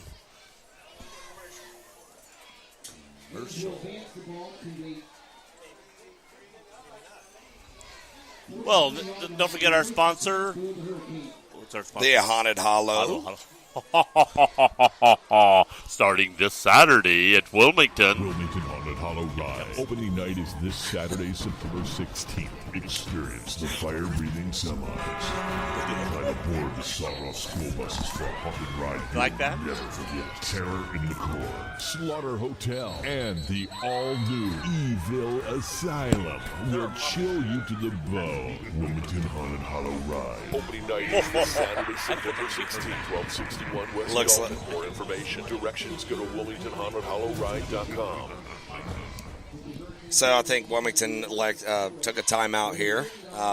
If you are just joining in here on Campus Nation, we are at Alumni Field. We got Joe Davis, myself, Chris Weiskup, Rick Phillips, the president. We got Heather and Jimmy Curtis here tonight waving with the us. camera there, Heather. She's behind the camera. Heather the Feather. She's waving at Heather the fans. the Feather. Heather the Feather. I like that. Wilmington Hurricanes 28, Blanchester Wildcats 2. So, Joe, at the beginning of the game, Blanchester's really giving them all they could take. Oh, yeah, they have been, but it's their own errors, hiking the ball over the quarterback's head, jumping too soon several times, that's giving them fits, and it's keeping them out of the game. Yes. Wilmington, ball on the 43-yard line, trips right, 1 to the left, Brady in the backfield, taking the snap. Evans going deep. He's wide open. Oh, he overthrew him. He was Matthew there. Smith, wasn't it? No. Who was that? That was 15. You sure it wasn't? No, it wasn't 6. 16 or 15. That's Ryan Camp, it says here. It looks like. Yeah, it wasn't 6. It was a 2-digit number, but I think it's Ryan Camp. So, 2nd and 10. 3:54 in the second quarter. Well, what shows Wilmington's not laying down on the game right now, ball right now with the big lead. They're going, and he will do this. 3 to the right, 1 to the left. Ames in the backfield, hands off to him. Off to Ames, he hit him. Peters in the backfield again. Peters, he is tearing them down. Yes. Peters, as he blows through the line of scrimmage, he gets heels depth, he bends his eyes and finds the football. Now, he's a great football player, Joe. If Brady was able to keep the ball and watch Peters and then, make him, are you going with me or are you going with Ames? But when he's handing off so soon that Peters can make that decision to go after Ames. Yes. So it looks like they're stalling some time off the clock here. Trips right for Wilmington. It's 3rd and about 14. Brady is in the gun. He takes the snap, looking back to pass. He's throwing deep down the middle, and he overthrows Dylan. Bogard. He was there again. Had his man beat. If you're Wilmington, Joe, I think I'm going to continue to run the ball a little bit. I believe I would. Well, 3rd and 14, I think they're reading it. If you're going to pass it. They come out and they threw it a couple big, long balls. And I with Blanchester's passing attack, Theater, you can let them back in this game. Blanchester scores before halftime now. All of a sudden, going into halftime, and they get the ball first, I think. Wilmington punt. Bell's punt goes out of bounds. It's going to be back here. Where are they going to spot it? Looks like they're going to spot this ball on the 35-yard line. Generous. I was looking for about the 45-yard line. I thought it'd be about here. He's going down to the 35. So it's going to be 1st and 10. Blanchester Wildcats are going to take over. Yeah, second quarter. Everybody up here in the booth, even the Wilmington people in the booth, thought that's about a 10-yard difference where we thought the ball was going to be marked. So the ball's on the 35-yard line, 1st and 10. Blanchester Wildcats, 3:05 in the second quarter, 28-2. Wilmington lead. The thing Wilmington does not want to happen here is a score from Blanchester on this drive to get them back. They're not technically back in the game, but mentally they will. Hopkins is in the gun. Burden into motion, hands off to Burden. He's going to the left side, but I'd go say something was up. Flea flicker. Oh, and he was through to the man wide open and overthrew him.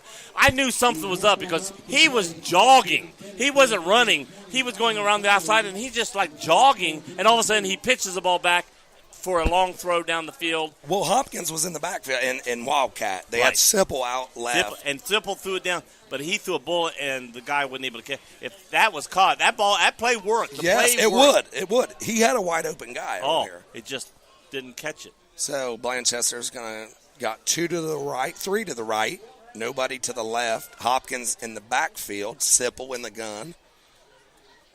Sipple's back to pass. It looks screen to Hopkins. He's got blockers. He's got blockers out going front. Down the field. He's 40. He's passing them up.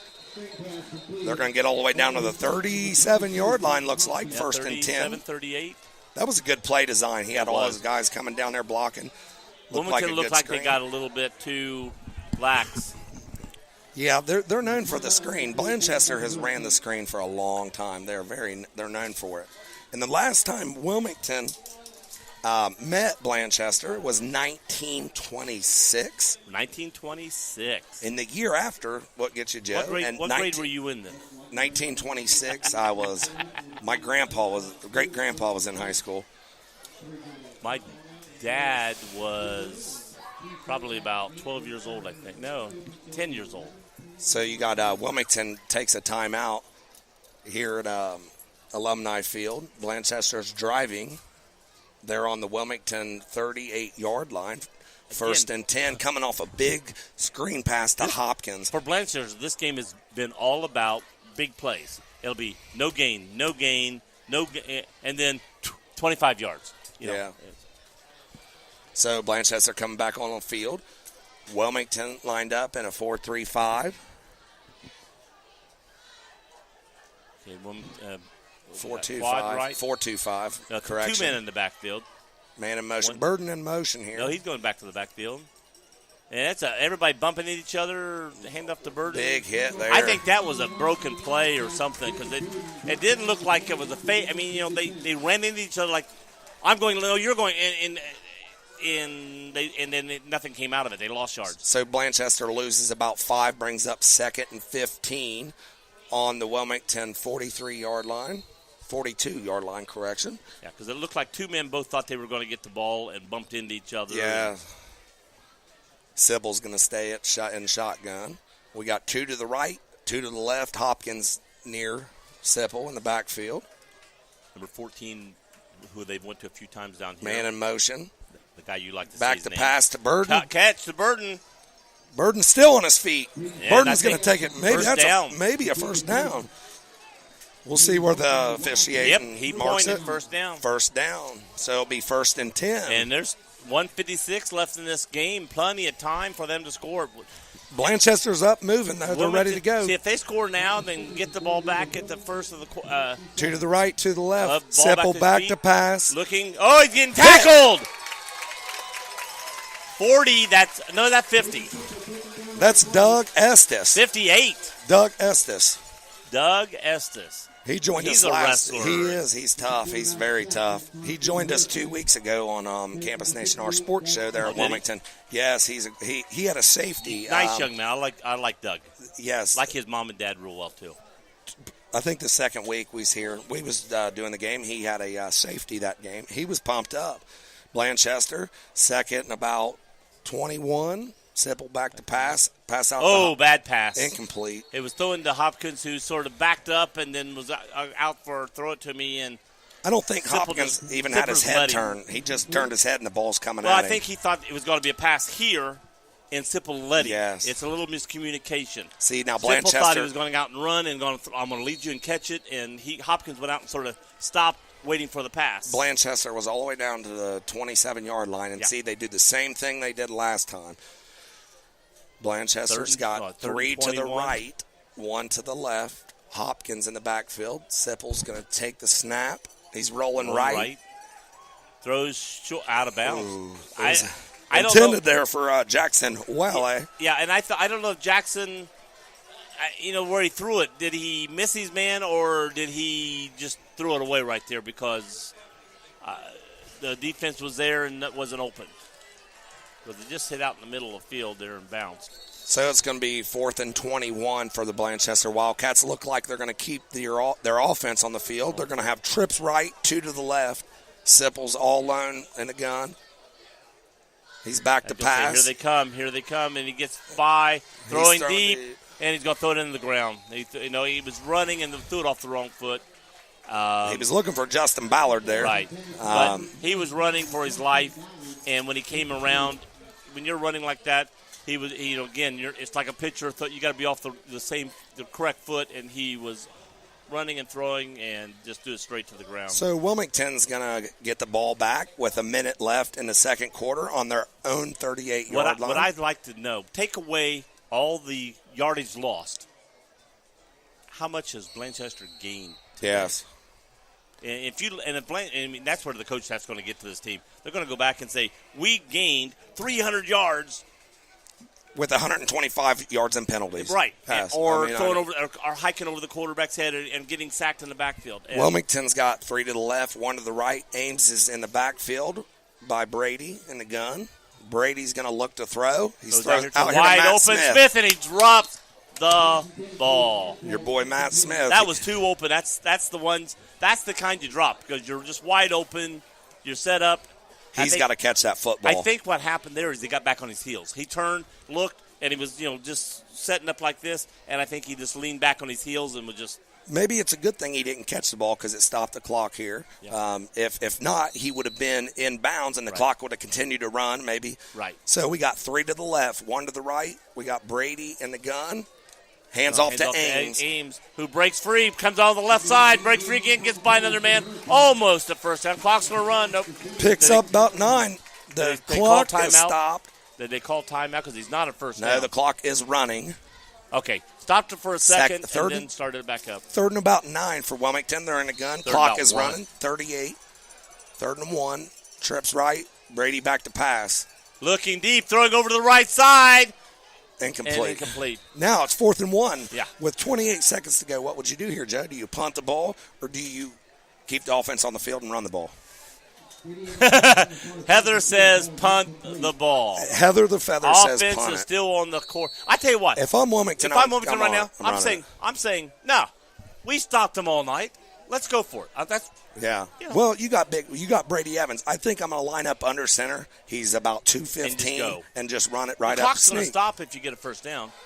He's not going to go under center though. I bet it goes to Ames. I think right here is going to go back to Ames. 3 to the right, hands off to Ames, up the middle. Ames is going to get the first down and go over the 50 first down. Into Blanchester territory on the 49-yard line. Because, see, what I'm worried about there is Peters giving that backfield, getting for a 4-yard loss right there. Wilmington, 3 to the right, quickly. 22 seconds to go as the clock continues to run. Brady back to pass. Brady, we got a flag here. This pass is going to be a nice play to, looks like Smith, I think. Matt Smith going to get a first down, and it's going to come back. We got a flag back on the 40-yard line. Yeah. 45-yard line. It came back quick, way before the pass was even thrown. See what our call is here. Could it be a hold? I look for this to be a knee now. 10 seconds to go. Yeah. I look for, after something bad happening, let's just take a knee and hold it. I believe if I'm Wilmington, I'd run it with Ames. I'd try to bust something up. And if you can get through the line of scrimmage, let Ames make something happen. I wouldn't go no pass or something, anything to get picked off. Yeah, it's either going to be a handoff to Ames or if Brady's Brady gonna goes keep under it. center, he'll take a knee. If he's going to stand back in the backfield, he'll hand off. Well, Wilmington's got trips right. Ames is in the backfield by Brady. He nails it. He nails it. Out of shotgun. He does deal. So, at the end of the first half here at Alumni Field, we have Wilmington Hurricanes 28, Blanchester Wildcats 2. Well, right there, you don't want to do anything stupid to let Blanchester, throw a pass, a fumble, anything. So just have a smart play there. That was. I mean, you think, and if you're Scott Killen, they've been running the gun all night, so you might as well take your knee there, go into halftime. Right. Wilmington's going to go in there, make their adjustments. Bland go in and make their adjustments, and we're going to find out who makes the best adjustments. If Wilmington can come out and get on top of them, get above 30, it's going to be a continuous clock in the second half. Again, this is what we saw at Blanchester, and I'm sure probably what happened at Marymount. Was, which we call Marymount, but down there they call it Marymount, is the fact that Blanchester is going to come out in the third and fourth quarter. Guys, 10 of their 11 guys probably playing both sides of the ball. Yeah. They're going to start getting winded and tired, where Wilmington's got 5 guys playing both sides of the ball. So, joining us tonight on our halftime show. Alex Wright. How you doing? Alex Wright, he was one of my football players. He played 3 years for me in Wilmington. Who's your best basketball referee of all time, Alex? Thank you. Wait a minute. Yeah, put the headphones on. Put the headphones on. Alex Wright, now say out loud, who is your best basketball referee of all time? You, Joe. Thank you. You heard that on Campus Nation. Yep. Best basketball official we ever had. Mm-hmm. It was Joe Davis. Mm-hmm. Who is your best football coach? Ooh, I'd have to say there's a tie between Coach Yankee and Coach Wisecup. I give Coach Wisecup the edge, just the edge. He got an edge because he's with you right now. That too, and he was the craziest one out of all too. So yeah, he probably was.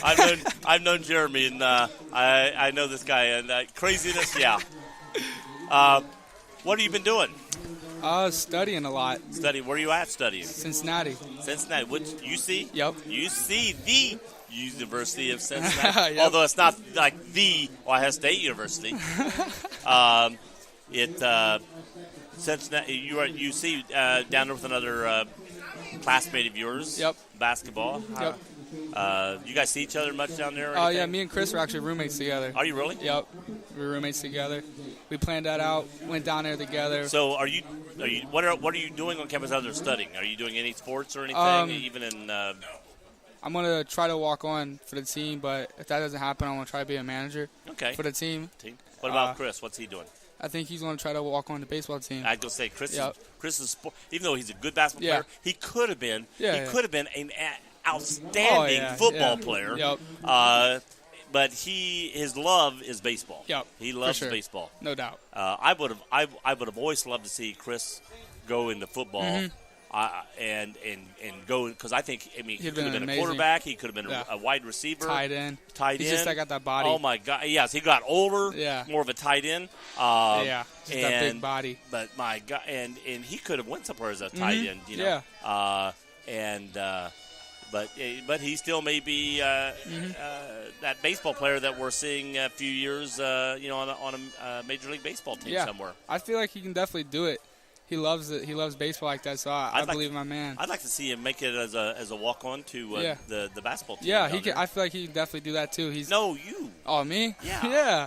I mean, he could. He could definitely decided do it too. That he could make it too. Very, very, very good big man for Wilmington, and he did a lot of things. But no, I said I'd like to see you. Yeah, it'll be very, very fun. I mean, I tell you, it's one of those things. Even if you're that guy at the end of the bench, if I could have been on and been that guy at the end of the bench, when you win, you can say, "We won." Yeah. even as a if you're making it as a manager or a helper on the team like that, you're still part of the team. That's why I want to be, because I feel like it'd be really weird not being a part around the game during the winter, and because all of these last 4 years and like all my life I've always been around basketball in the winter, so I feel like it'd be really weird not being. How do you feel about tonight's game? I think we're looking really solid, because Blanchester's a really nice team. A lot of people I don't think give them a lot of credit. That's a young quarterback. And here's Blanchester's problems, which we've mentioned on the air. They've got about half as many football players as Wilmington does. Yeah. So they got guys going both ways that get tired quick. And, Wilmington has more guys to pick and choose from. They got less field to pick from. So with all that going on, I think Wilmington, Blanchester is doing well. Here's my young ladies. How you guys doing?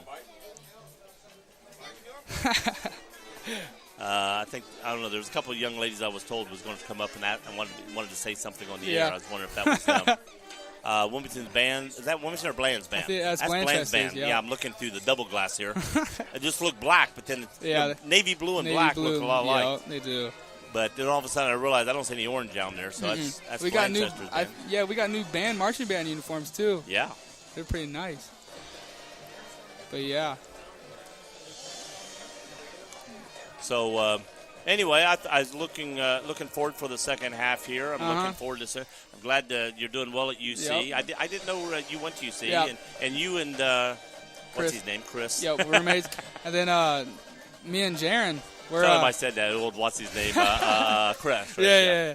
Me and Jaron are actually we're a few rooms down from each other too. So who's that? Jaron. Oh, yeah. I was going to. That's the other one I was going to ask you about. Do you ever run into Jaron? All the time, man. Okay. All the time. Because sometimes you could be there, and UC's not a small campus. It's pretty big. It's not humongous like a lot of campuses. Yeah. There's a lot of I've been on the students. campus there, but still, if a grade or two from each other. If your classes aren't around, and you may never see somebody. But on the other hand, if you know where to look, and they're there to run into each other. Yeah. There were like a few. So you got 2 or 3 guys down there you already know, and making new friends, I'm sure. Yeah, I'm getting really familiar with all the people on the team too. Good. So it's pretty good. Good. Well, I'm glad you stopped by tonight. Yeah, for sure. Thanks for having me. No problem. I wish you well, and hope things go good for you the rest of the year. Thank you so much. See you later. Yep. Thank you.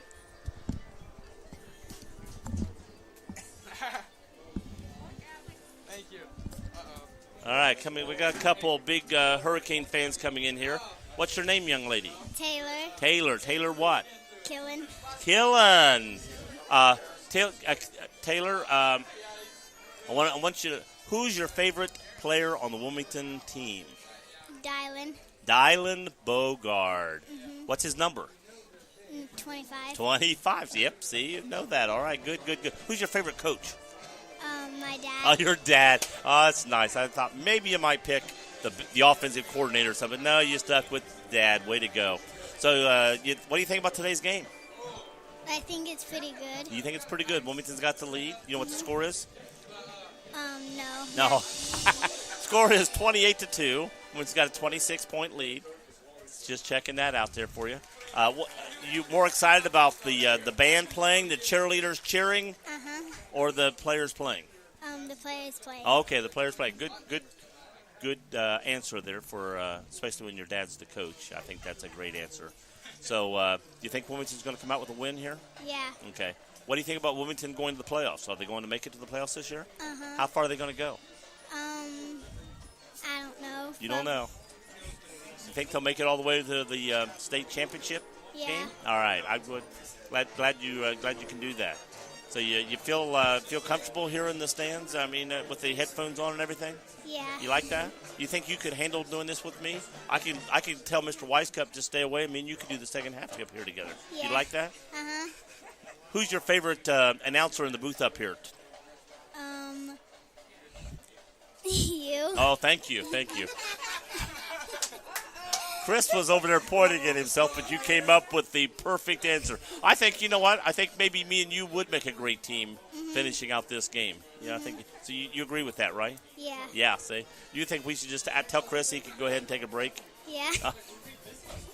She said, Chris, you can go by. She's going to finish up for us here. Well, nice meeting you, and I wish you luck, and I wish your dad luck, okay? Nice. You're a very good young lady. Nice meeting you. Thank you. Thank you you. too. All right, we got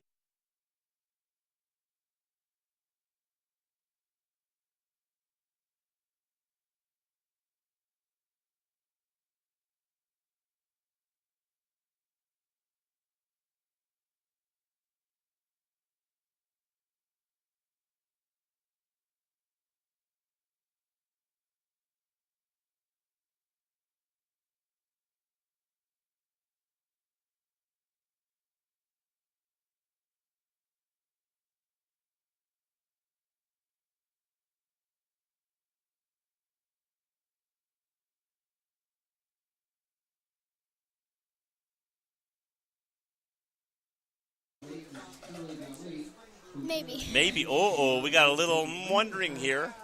All right. So, but now what are you more? You like the band? You like the cheerleaders? You like the team? Everybody. Everybody. Who's your favorite player? I like Diamond. You like Dylan, too. Everybody likes Dylan, the athletic player. What's his number? 25. 25. Boy, you came quick with that one. You knew that. All right. Do you like the quarterback? Mm-hmm. What's his name? Brady. Brady. Good job. But you like Dylan Born Brady? Yeah. All right. Who's your favorite uncle? Some guy named Patton. But who's your favorite announcer up here in the booth? You. Her favorite announcer is Joe Davis. I'm the favorite one over on that side. What's up, Dave? Well, I tell you what, we still got 9:23 left to go here. So your dad's athletic director, so this is football. What's your favorite sport? I like softball. Softball. Yeah. Are you a good softball player? Yeah, I pitch. You pitch? Yeah. Wow. You're going to be a fast pitcher when they come up to fast pitch? Yeah. Oh, wow. So what other sports do you do? I do basketball. You do basketball. I've seen you play basketball. Yeah. I used to referee basketball. Did you see me referee? I think. You think? Yeah. You were playing at East Clinton last year. I think I was refereeing over at East Clinton. So who was your favorite referee at that time? You. Thank you.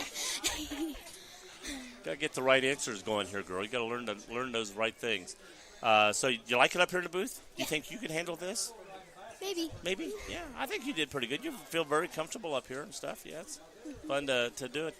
Yeah, you'd be better than your uncle, I think. Don't you agree there? Could you do a better job at this than your uncle? Yeah, yes. That was a great uncle. Oh, don't forget that great part. Yes, but yeah. No, I didn't know you were in relation to Mr. Patton. I'm sorry to hear that, but I do like your dad. He's a really nice guy. Yeah. All right. Well, nice having you up here, and we'll root Wilmington on to a victory here. Okay. Nice meeting you. Bye. All right, we're going to take a break here at halftime. It's 7:52 left in the half. Wilmington again leading 28-2. And it was really nice having the two young ladies up here. They weren't shy a bit about getting there and talking on the. What's that?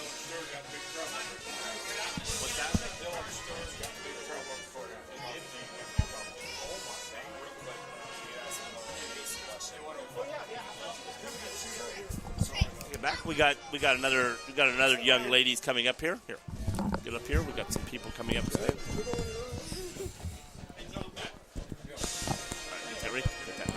Hi there, what's your name? Madden. Madden? What's your last name? McAllister. McAllister. You related to anybody I know up here? What? Are you related to anybody I know up here? Who are you related to? Mr. Weiscup? Yeah, do you like him? Yeah. He's pretty good. Who's your favorite? Do you have a favorite football player out there? Who's your favorite football player? 38. Number 38. Let's see who number 38 is on here. Connor Mitchell? Connor. I know Connor. He's huh? Is that your brother? Connor used to be on my track team. He's a nice-looking young man. So that's your brother? Yeah. I wonder. But I said, who's your favorite player? She didn't say Connor Mitchell. She said number 38. So way to go. But you knew his number. That's good. You know his number. Is he doing pretty good out there tonight? Yeah. Okay, that's great. Going to win?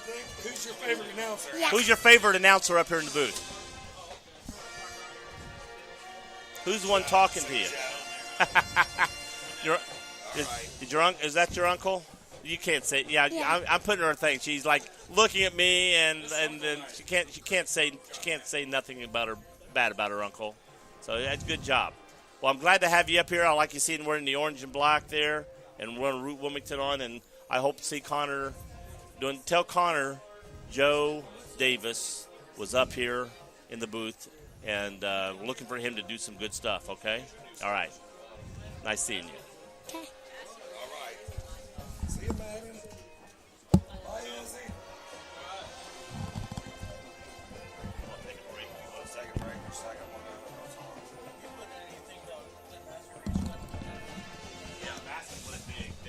Clinton 20, McLean 14.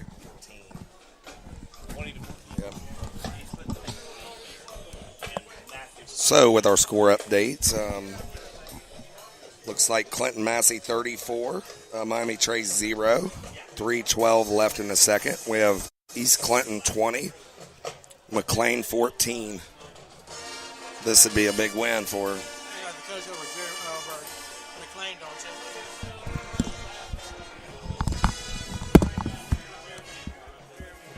Jeremy and Andrews. I like coach here.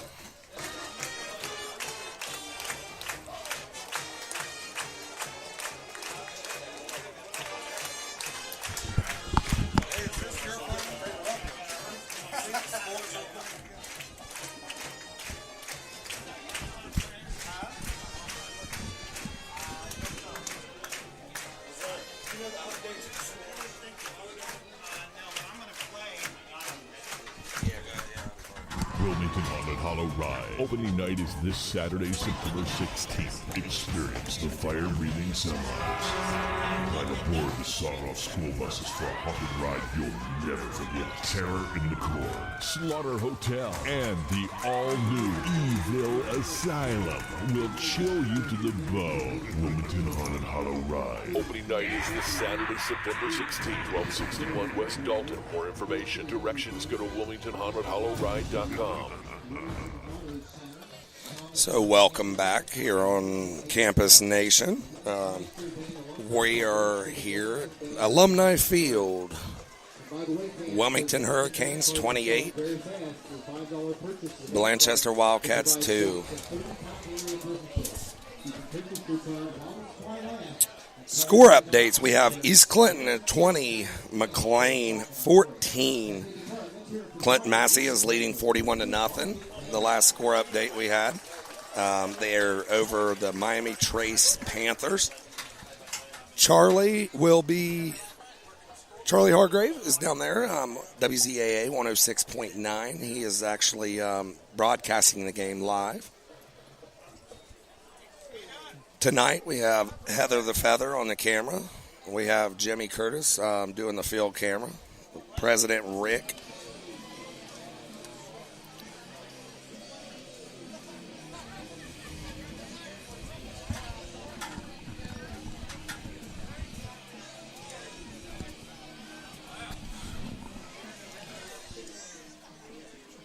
Wilmington's back out. We got 3 minutes to go. Halftime left. They're warming up.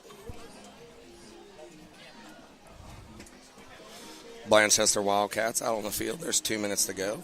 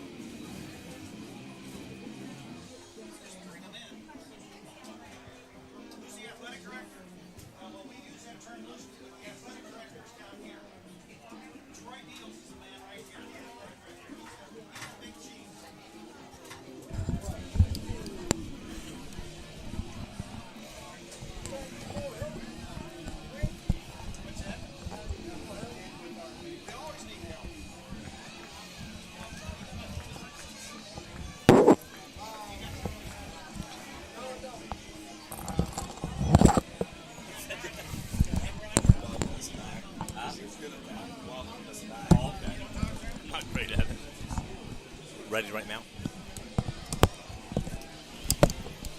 Welcome back, sports fans. Wilmington Hurricane here, up 28-2 over the Blanchester Wildcats. We come back from halftime. Wilmington's team is coming out back on the field. Blanchester is huddled up on the left end of our field, which is, I think, the north end. Trying to think north, south, east, west. I think that's north, that's south as far as the field goes. So, Joe, Blanchester coming out. Do you what kind of adjustments would you have made if you was the Blanchester Wildcats coming out down by 26 points? It's funny, but, in one sense, they don't have to do a lot. Quit making mistakes, mental mistakes. Most of their mistakes they've made out here today have been mental mistakes. Yes. Jumping too soon. This bad snap over the quarterback's head. They got down on the 30-yard line, 25-yard line, and penalties and we were just talking about it earlier. Miscues. Before that drive, we were talking about how every time they get down there, they do something, and then they got down again and then turned around and took themselves right out of field goal and scoring position. Yes, and they get the ball first. Wilmington does? No. Blanchester. If you are Blanchester, you have got to get this ball. You have to drive it down. You have to score right now.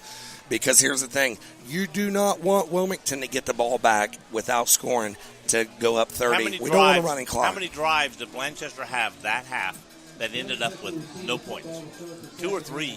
Oh, there was 3 drives they got down to the 30, and then or 2 that was for sure that they lost yards on. What? They was fourth and forever right. Twice. And they were within scoring distance on both of those. So we have Rory Bell set to kick it off for Wilmington Hurricanes on the 40-yard line. Back to receive it. Looks like Hopkins is back to receive for Blanchester Wildcats. I don't know who number 3 is, Joe. Who is He's this? not on their sheet, Yes. so I have no idea. I looked a while ago, and he's not there. Rory Bell kickoff. It's going to be the back of the end zone. And in, yep. So the question there was it going to go in the end zone or out of bounds? But it stayed in bounds. Starting the second quarter. So they're going to start it off in the 20. Second half. We Think have about Wilmington Blanchester. first and 10. Again, they've got that passing attack that can attack you at any time. Wilmington or Blanchester is actually first and 10 on their own 20 with a great kickoff by Rory Bell. So Blanchester, the Peters is in the backfield. Looks like he's like a big blocking back fullback. Prager down here to Hopkins to the right, Peters to the left, 2 wide right. Hopkins in motion. And he's going to keep a broken play and just tackled immediately in the backfield. No gain, loss of about 2, 3. Sipple, I don't know if it was a broken play or what, or if it just broke down quickly because he faked the handoff. He looked like he was going to fake a pass and then just swarmed under. So Blanchester is got 1 to the left. They're in a heavy package here with Sipple in the gun. Hopkins to the left. He's going to hand off to Hopkins. Looks like a trap or a counter there. Yeah, gets back up to the original line of scrimmage. So it's going to be 3rd and about 9, looks like. Third, going to give him. They gave him about 4 there, didn't they? They give him 4. So Blanchester is. He got about the football length over the white line. It's like Blanchester's going to go 2 to the left. Hopkins to the left of Sybil. Passes out to Hopkins to the left side, breaks around, and again, they're going to get about 2 more yards, and that's about it. It's going to be 4th and long, so it's going to be a punt. So if you're Blanchester here, you got it as a defense. They're going to be punting here, but on defense, they're going to have to buckle down. If Wilmington scores here, they go up 30. It's a running clock. They're going to run it. The clock goes so fast. I was shocked that Blanchester didn't come out and come out and attack Wilmington. They seem to come out and play safe. Justin Ballard back to punt. What's that? DJ Ames is going to let the ball roll. Goes down to about the 30. So Wilmington, in the second half, is with 10 minutes and 12 seconds, is going to take over after the Blanchester punt, 1st and 10 on their own 30. And let's see what Wilmington does. Will they come out attacking, or will they come out just trying to run the clock out? I look for them to attack. I think they're going to run, but I think they're going to be making running plays to gain 12, 15, bust it loose and go. I believe they're not going to switch anything up. I think they're just going to keep pounding. Which you know they will. Blanchester, didn't you think Blanchester looked like they were playing safe right there? Yes, real safe. I thought they'd come out and attack. They had 2 men in the backfield. And Wilmington's got 4 to the right, 1 to the left. Brady's all alone in the gun. Takes the snap. Throws out to the right, catches. Was that Smith? DJ Ames. Is that DJ, okay. And he gained about 20 yards. Gained about 19 yards, I'm thinking, on that play. Wilmington's going to be 1st and 10 on the 50-yard line. See, again, Wilmington's not doing anything. I mean, they're attacking. That was a play set to gain yards. Blanchester seemed like they had 2 men in the backfield, which they hardly did the first half at all. And it was almost like, well, we're going to come back here not to make any mistakes. 2 to the left, 2 to the right. Brady in the gun. Takes the snap. He's back to pass. Looking deep to the right. Looking There's to Cam nobody Coomer. there. Incomplete. Pass was intended to Cameron Coomer. I don't know if Coomer dropped his route off or cut it all, or he needed to break across the field. He threw that ball at the 20. 20, and Coomer wasn't within 10 yards of that. When the ball hit the ground, wasn't within 10 yards. So, again, sometimes you go, where's he throwing it? But sometimes the receiver runs a different route than he thinks. Yes. So Wilmington's got 2nd and 10 on the 50. Right, and he didn't. He went to the broken fender, 3 to the left, 1 to the right. Brady takes the snap, hands off to DJ Ames. DJ Ames going to pick up about 5. He's a hard runner. I'm laughing because he came around and he was hit hard for about a 1-yard gain, and he ended up gaining right at 5. Yes, that was a great play. It's 3rd and 5 now for Wilmington Hurricanes. Ball's on the Blanchester 45. Brady's in the gun. We have 2 to the left, 2 to the right. DJ Ames is in the backfield. And Dylan was in motion, but Kems gets set. Now we got 3 to the left. Brady's pass out here to Dylan. Dylan's going to take it up the sideline. Blockers in front. He gets the first down. Great play there. I like that play design. They've ran 2 big plays. That bubble route. If those receivers come down and block, that's a very, very good route. With Smith and number 4, is that Eden? Cameron Coomer. Oh, Coomer. With those blockers, when they're doing their job, that's almost impossible to stop for at least getting a first down. And then with Dylan, it could be anything else. 1st and 10, 3 to the right. One to the left. Brady takes the snap. Throwing He's over looking the right. He's for open. Smith. Catch. Smith Oh, catches my it, gosh. Yes. Picks up about 7 there. That was exciting. 20 to 14 at the end of 3. East Clinton is over McLean Tigers, 20 to 14. Before the night started, I was going to predict East Clinton winning tonight, but Yes. I didn't get a chance to say that. And they're up 20 to 14. Well, Smith caught the ball, bounced out of his hands, re-caught it, and then went for another couple yards. He had a little trouble catching the ball over here earlier, too. The ones he's turning to his back, he's getting on his heels instead of catching like this. Dylan in motion. Ames handoff. Handoff to Ames. To Ames. Going to be down to about the 20-yard line, being up 1st and 10 for the Wilmington Hurricanes. Somebody is down for, is that Blanchester? That looks like a Hurricane. Hurricane? I couldn't see. I thought I saw a lot of white. That was these white gloves on his hand that I saw. Score update.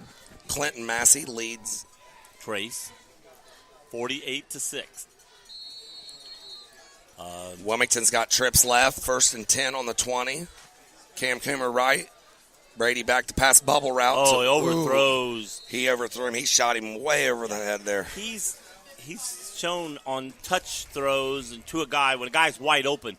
I've missed it. We've had a couple guys down the field where he's overthrown, and I mean, if that pass goes to Bogart, that could have went into the end zone. It's now 55-6. Massey's leading Miami Trace Panthers 55-6 now. And in 6 more seconds, we'll have another scoring update. 3 to the left, 1 to the right. Brady in the gun. Brady's quick pass to Matt Smith. Matt Smith drops it again. Drops it. He had the ball a full second before he got hit and just did not think the ball in, didn't pull it in. He's not been pulling the ball in today. No. Last week he has 2 touchdowns. Last great year caught the ball he great. had caught, I don't know how many, and he made spectacular catches. Today he's dropping the short catches. So now they got 3rd and 10, Wilmington. So after 2 pass plays, if you're Wilmington, Killen's not happy. You're running the ball. Him and Matt Smith were in a conversation back and forth to each other. But if you're Wilmington's offensive coordinator and you run the ball, and you run it all the way down our throat, then you get on the 20-yard line and you pass, what's going through his mind? Why is he going to pass? Why? I mean, answer that if you could for me. Why would? I don't know, but I tell you what, I'm watching the play there. The play's setting up, and Matt, instead of looking down the field, is looking at the coaching staff. The coaching staff's shouting at him. He's shouting back at the coaching staff and showing with his hands what he did or didn't do or whatever. And all of a sudden the coach calls a timeout, and you don't get a shouting match with the coach on a play you just drop the ball on. Just go out and say, "Oops, I blew it," and go. Let's see is Matt out there. I don't see 6 out there. So Wilmington got the ball 3rd and 10 on the 20. 3 to the left, 1 to the right. DJ Ames right beside Brady Evans is in the gun.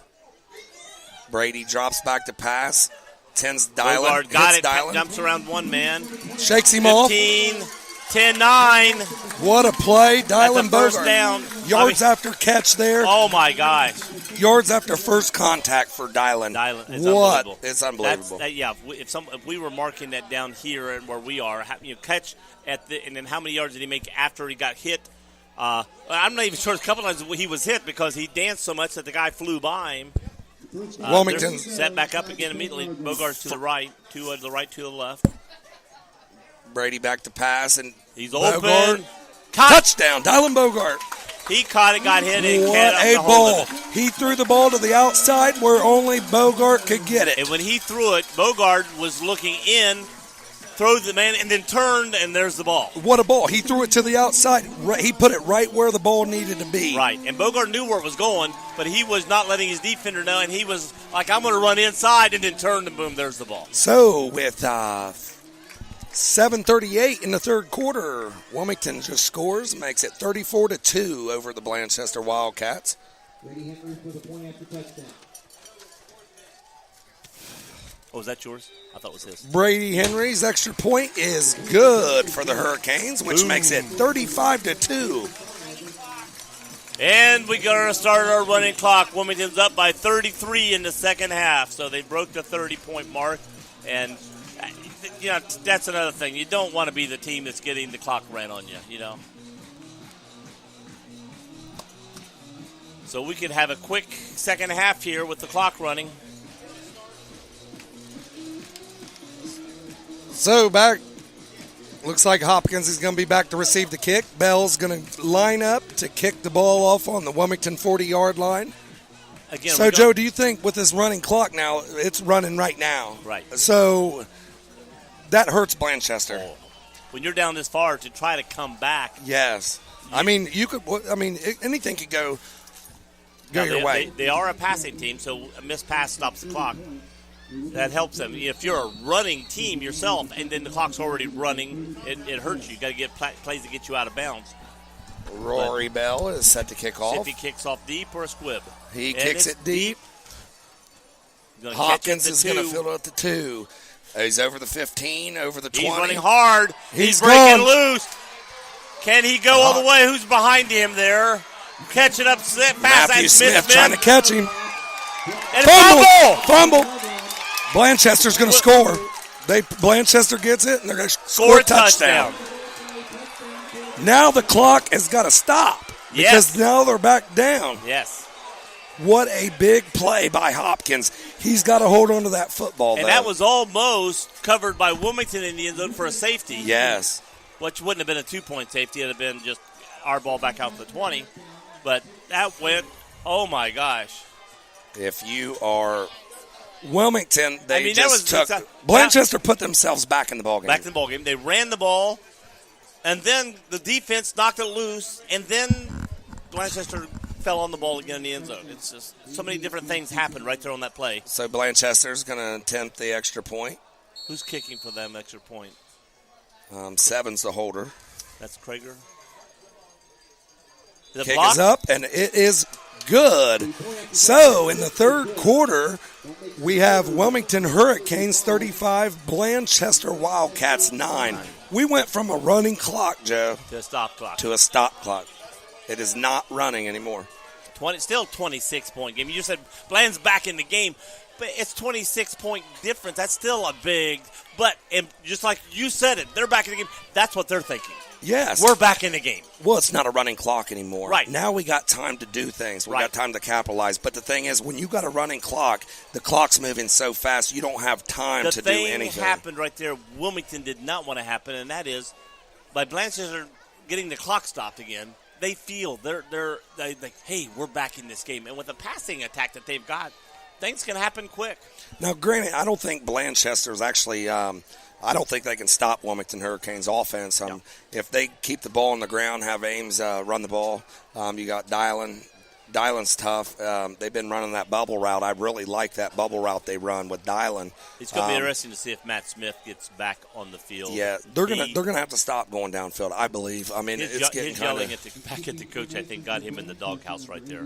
Well, you can't do that when you're a football player. You know, the coach is your leader. That's who's does his thing. Do you think Blanchester here goes for an onside kick here? To try to do something. If not an onside kick, a squib kick. But it could be an onside kick. He's lining up. I would not be surprised. Look at him. He's lining up. I would not be surprised. Is that ball sort of high, straight up? Yeah. That's what you do for an onside kick or a squib. I'd say it's a squib. Ball's fielded by number 13 for Wilmington. Picked up. He's over the 40. He's kicked. He's going to bring it to about the 43-yard line. He's still moving. He's tackled by a host of Blanchester Wildcats. That was Craig. Yeah, Craig. I just saw his parents. I said, am I going to be able to say Craig's name in the second half? That's a young man for Wilmington. He is a sophomore. He is very tough. He's a great lacrosse player. He's a great track. He's a great anything he wants to be. Craig's a very tough kid. He came out from my track team as a 7th grader and just broke all kinds of records for us. Oh, he's solid. And he's got big, strong legs, and he's very tough. His very first long jump, he jumped like 17.4, and everybody else at the track meet was jumping 15 feet. Wilmington, 2 to the left, 2 to the right. Ames in the backfield, Brady in the gun. Hands off to Ames. Ames going to pick up about 3 yards. Going to bring up 2nd and 7 for Wilmington. But going back to Craig real quick so we can not do it in between. Yeah. jumped 17 feet 4 inches on his very first jump as a 7th grader, but then doesn't go back out for track as an 8th grader because he's in soccer. Yeah. He's in so many sports. He's athletic. He can do whatever he wants to do. I think he's gonna be a named kid in a that's a couple years. sophomore. He could probably start for running back for any other team Yes. in the league. Oh, yes. Wilmington, 2nd and 7, 2 to the left, 1 to the right. We got 2 men in the backfield. Brady in the pistol. Hand off and gets about 1 to 2 yards gain from there. So Wilmington is coming out and they're running the ball. Right. But again, it's just like I was saying earlier. They're not going to make drastic. They're not going to throw out 11 new guys on the field. But they're making. Okay, Schiff got to touch the ball. Bell got to touch the ball. Wilmington, 2 to the left, 1 to the right. Brady in the pistol throws out to Dylan Bogart. Dylan Bogart over the 40. He's staying on his feet. He feet. went out of bounds. He Wow. was stiff-arming the defender. The defender falls down. Dylan was still running, but unfortunately ran out of bounds. Looks like Jacob Burton's down here for And the that's not good for Blanchester. Wildcats. See, again, he's an offensive player that has to play on every down, and then now he has to play every down defense, and he gets hurt. And a lot of times the reason you get hurt on plays like that is your body is just tore down from all the Wilmington's offense is staying on the field and taking a knee while they tend to the hurt player.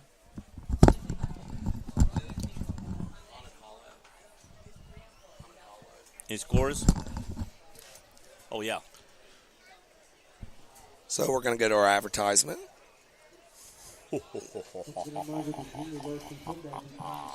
As we got an injury timeout here. Beware, if you dare, the haunted hollow of Wilmington. This is the voice of Joe Davis.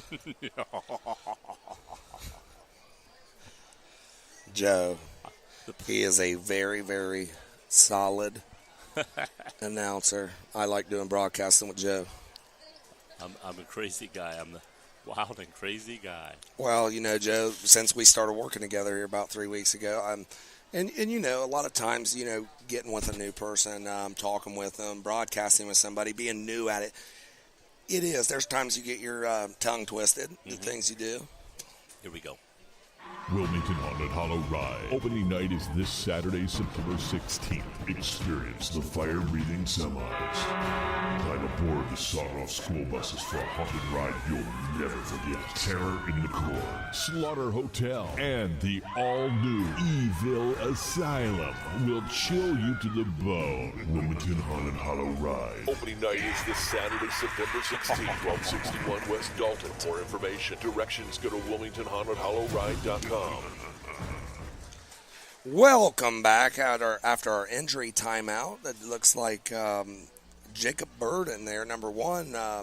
Blanchester's, he's a very good skill position player for them. He's one of their number 1 runners, him and Hopkins. And I tell you what, if he has to go out for a very long time, he's going to hurt their offense immensely.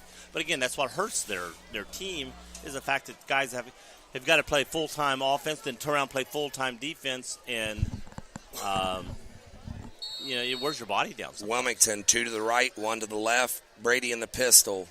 Ames in the backfield. Throws out to Dylan Bogart. Dylan Bogart going to pick up about 10, 9, probably 9. It's going to bring up 2nd and 9 for Wilmington Hurricanes. But we say that, you know, Dylan plays both sides of the ball. And there's a few. But that's what I'm saying. Where Wilmington has 3 or 4 guys playing both sides of the ball, Blanchester's got 9 of their 11 guys playing both sides of the ball. And 2nd and 1. 2 to the right, 1 to the left. Brady in the pistol. Brady hangs off to Ames. Ames over. Cuts it back to the middle. Almost a nice tackle. Sweeped out there. Yeah, he blocked. You know, sometimes that's when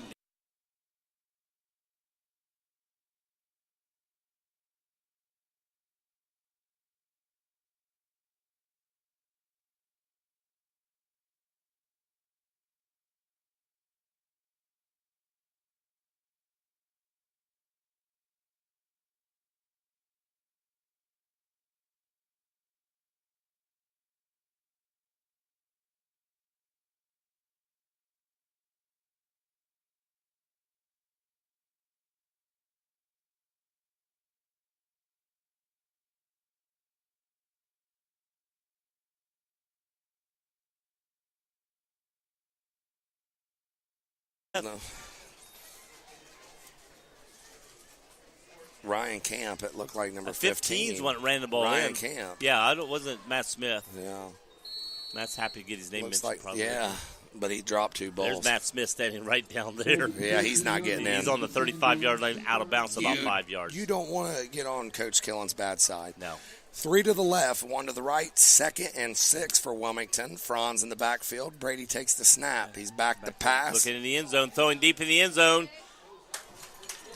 Is that a catch? Oh, nope, they're going to say it was knocked out of bounds. That was a great try. That was great because he was in the back of the end zone, caught it, but he had to go up in the air to catch it, and the defense made a great job of pushing him out of bounds before he could come down. I'll tell you, Wilmington wide receiver right there. That was a great try there.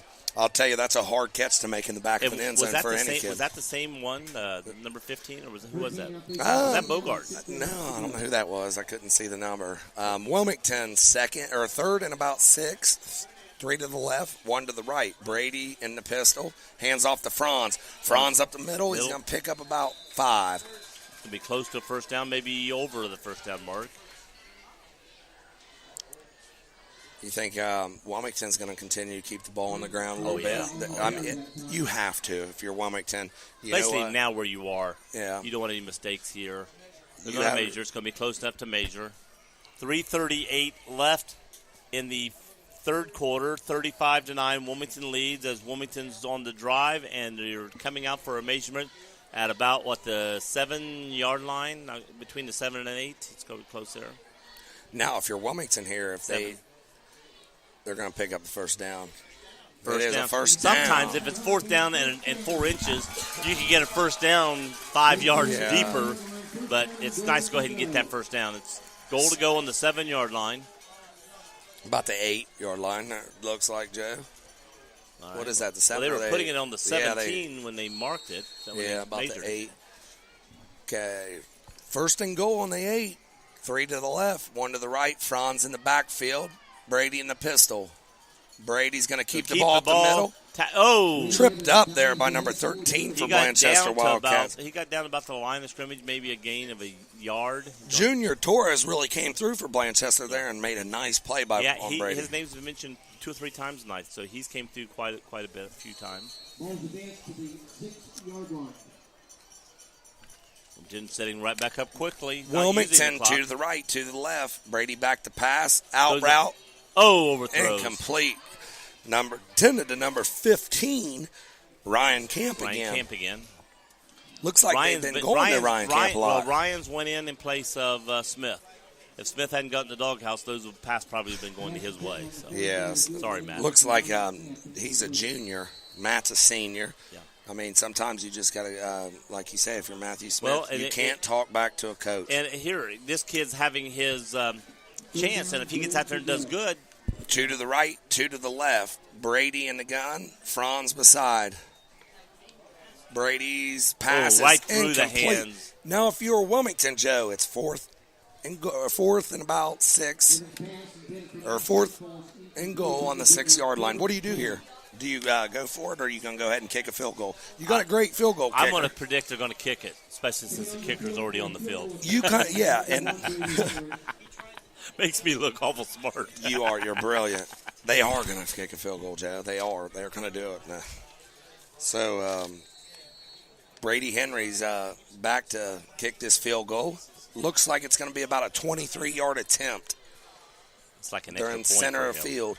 Yeah, this is about an extra point. Kick is up, and it is good. I mean, he could have So, with 2 minutes and 50 seconds to go in the third quarter, we have Wilmington Hurricanes 38, Blanchester Wildcats 9. Joe, if you're Blanchester Wildcats, are you looking to return another one? Yes, I mean, that's what you got to do right here. You're saying you're telling your teams in the huddle, we broke one last time. Let's do it again now. Block your man to the blockers. When the guy catches the ball to run, because he caught that ball, on the 2-yard line? Yeah. And boom. And you don't run down the field. No matter how good a runner you are, you don't go 98 yards without blocking. And so if the blocking's there and the speed's there, yes, things can happen. And so he's telling his men again, block your man. Let these guys do their job. Hopkins and that's not Burden. That's number 2 over there. Who's 2 is Simple. Wow, it's got Simple back. Rory Bell, is it off to attempt? I don't think he's going to be kicking the ball off from the 40-yard line. Looks like they're going to squib kick up the middle. Yeah, number that 5, surprised me Spencer Dizzle. He's trying to go up the outside. He's kicked back to the middle. And when he slowed down, Wilmington swarmed him quick. It doesn't surprise me after the run back last time, they're not going to kick it deep this time. Kick in the middle of the field. Usually a ball there is not ran back a lot. You might get 10, 15 yards off that run, but you're not going to run it 98 yards. Surprised me. I don't think Sipple was out there defense the first half very much. But I think when Burden went down, they put Sipple in his place. But you're putting your freshman, your football team out there, your young quarterback. Blanchester on the 23, 2 to the right, 2 to the left. Hopkins in motion. Sipple takes the ball, hands the ball off to Hopkins. Hopkins going to pick up about 4 there. You know who I bring up second and about 6 for Blanchester. I want to ask you a question.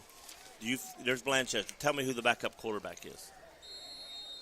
I would say Hopkins right now. But do you see QB beside anybody else's name? No, but Hopkins has been lining up.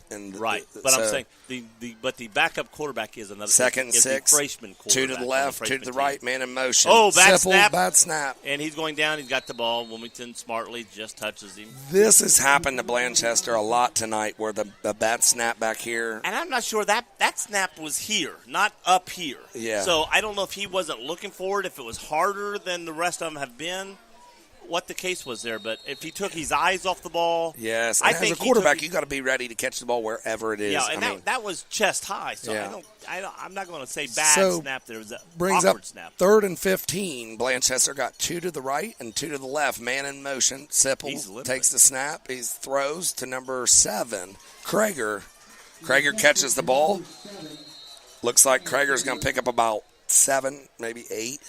But he's only going to get back to a 6, yard or so past 6. the line of scrimmage. So it'll bring up 4th and 9 for Blanchester. Now, if you're 4th and 8. Yeah.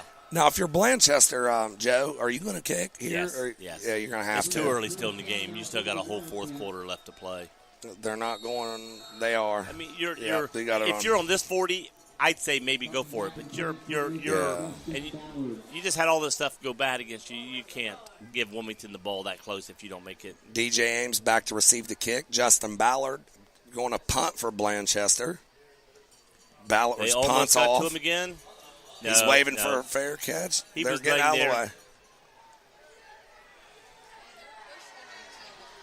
Number 3, they had a little bit of words there. Looked like number 3 for Wilmington's got a little crazy there. Zach Eden. Yeah, coach is in Zach's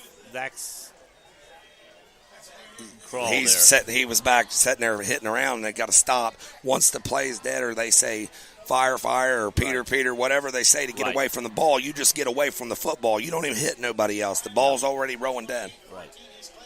East Clinton wins. Did I call it or did I call it? 28-14 over Greenfield. Upsets Greenfield or beats Greenfield. I don't call it an upset. That's a big win for East Clinton. It is. East Clinton needed a win. East Clinton needed a win tonight. They got Williamsburg on their schedule. Oh my God! Jeremy lost his homecoming, I think, last year, and he lost his homecoming again this year. We got Clinton Massey colors down here in the Wilmington student section. I don't know what that is. What is that? So red, white, and blue. There's USA head colors. Red, white, and blue. Wilmington's going to take a timeout. Maybe just getting his players situated, telling them hey guys. Yeah.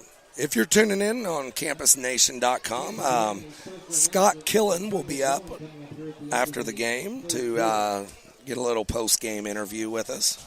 Ask him if Matt's in the doghouse tonight, dare you? That's a good question. We might have to ask him that. And I bet you Joe will say. No, I'm not going to ask him. That's so, Wilmington, we're here at Alumni Field. I'm going to tell They're him winning 38-9. 55-6 final. Massey over Miami Trace. The Massey Falcons. 39 seconds to go here in the third quarter at Alumni Field. Wilmington's taking the field. First and 10 on their own 30-yard line. 39 Two to the seconds left, to two kick to off the in right. third quarter. Ames in the backfield, Brady in the gun. Brady takes the snap. He looks right. Pump fakes. Throws it going deep. He's got a man. Oh. Just barely overthrew him. That was a good route. That was a good route. Good coverage by number 7, Krager. Krager was right there with him. But he was right on his near but hip. He had him on the outside. If that ball falls in, the receiver's going to catch that ball. And with his speed, he may have taken that to the house. Yes. So it'll be 2nd and 10. Wilmington's got 2 to the right and 2 to the left. Ames is going to continue in the backfield. Brady's in the gun. Blanchester's running looks like a 3-man front like they've been the whole night. Hey, Rick, what was that final score? Nasty. Brady's going to be in the gun. Got a man in motion. Fakes the dial and hands off to Ames. Ames up the middle, makes a cut. He's still running. He's still running. Man, Ames. I'm shocked Ames is back out there. He's not needed. The game's in hand. He came off limping. I just say, for safety's sake, let's just let you call it a night. Scott said there last night on the sports show, he says, our guys will play 3 quarters of football no matter what. Well, I'm not saying still in that, the third quarter. I'm saying because he's playing, yes. But I'm saying due to coming off limping. Agreed. Safety-wise, let's maybe get Franz. Yeah, maybe get Franz some more carries. Right. I think that's what I'd do. Let it go. So now that's the end of the third quarter here at Alumni Field. Blanchester Wildcats 9, Wilmington Hurricanes 38. Like I said, after the game, we will be joined by Coach Scott Killen for a post-game interview. The band is out and making some noise. We got the color guard over in the north wing. So, Joe, question here. If you're Wilmington, are you making any substitutions here? Are you going to keep your guys on the field, your first string on the field? What would you do? I'm not killing. You've never been killing. I've never been killing. I never could be. Killing. I'm about ready. I'm about to the. I might still go with him right now. Do you think I'm just about ready to start making the change? Do you think Killen's chilling? He'd like 3-1. I don't think Killen is chilling at 3-1. He's got his starters still out there. Starters are going to continue to be out. It is 3rd and 1. Bull is on their own 39-yard line for Wilmington. They started this drive. 3 to the right, 1 to the left. Hands off to DJ Ames up the middle. DJ's still running. He's going to pick up about 3. Yeah, you're asking that question, and I was sort of thinking because of the change of quarter and moving. I was like, what just happened? I was like, this group started this drive. They're going to finish this drive. I look for after this drive, maybe that's when he'll start making changes. He's not going to change this drive. This is their drive. I would like to see Franz out there a little bit. Yeah, he ran the ball nice. He did. I like Franz. I think he's a good running back. I think they need to give the ball some more to the other guys. He's got a nice name, Franz. Yes, I like that name. Wilmington, 1st and 10, ball on their own, 43. 1 to the left. Quads to the right, 1 to the left. Brady's all alone. He's going to keep it. Oh, and the flag's coming down. Flags are down. Tell you the truth, that's a nice time not to really break one or do anything because he's looks like Junior Torres got in the backfield and was dragging Torres him down. And Peters, defensively, who have we been saying? Torres Peters. I mean,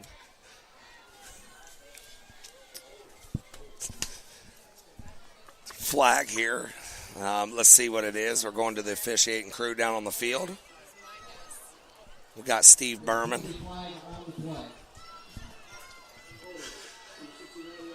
Holding number 50 on the offense. They're going to back Wilmington Hurricanes up, so it's going to be first down. First down. Again, if you're going to have a play like that, do it on first down so where you got time to make up for it. You don't have to do it all in one play. Wilmington, 2 to the right, 2 to the left. Ames in the backfield. Brady. In motion goes to Dylan. That's some nice music here as we're going. All right, back after a little music there. 6. They pick up about 6. Dylan picks up about 6 there. Going to bring up 2nd and about 16 or maybe 15 for Wilmington. As a friend of mine said one time with music for Blanchester, it's now or never. Yes. So Wilmington is going to try to let the clock run a little bit. They're going to wait till the referee puts his hand up to 5. Well, a while probably. ago I was thinking that, dude. They ran up, hiked and just ran right again with a play. And it's like, Quads left, one right. Brady's all alone in the gun. Brady was looking for 15 camp. I saw that they all went. There was just a little bit, not a big, but it was just a little bit of a hitch. And it wasn't one. It was like 3 or 4 players. I'm thinking maybe the snapper could have been off there because it looked like the 3 players on the other side all like went to go. Yeah. And they just sort of moved their shoulders like that. Wilmington's down here. They're going to run it down the clock till they get hit about 5, I would say. They're letting the clock run. Smart. Wilmington lines up. Second and a long 19.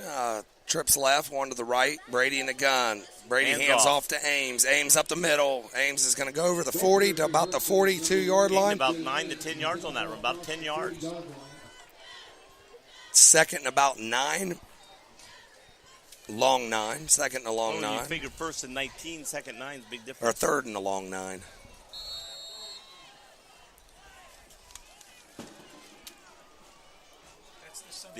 This Sunday college game, Ashland Eagles versus Hocking Hawks. This Sunday on Campus Nation at 12:30 p.m. Brady rolls out, throws deep to the left He's side. He's open. Does he catch it? Does anybody catch it? It's intercepted. Blanchester, interception. He throws the ball 25 feet in the air. I don't know why. They're down by 9. Is that flag coming to him, or there's a flag in the middle field after the Probably throw? Excessive celebration. You can't just throw the ball up in the air 40 yards in the air. I mean, you're down the referee by threw it 29. From way back here. You're down 29 points. Why are you throwing the ball on a pick? That makes no sense. He's just happy. He's just happy. Ever exhilarates. What'd he say? So what's the call down on the field? We're going to go to the referee down on the field.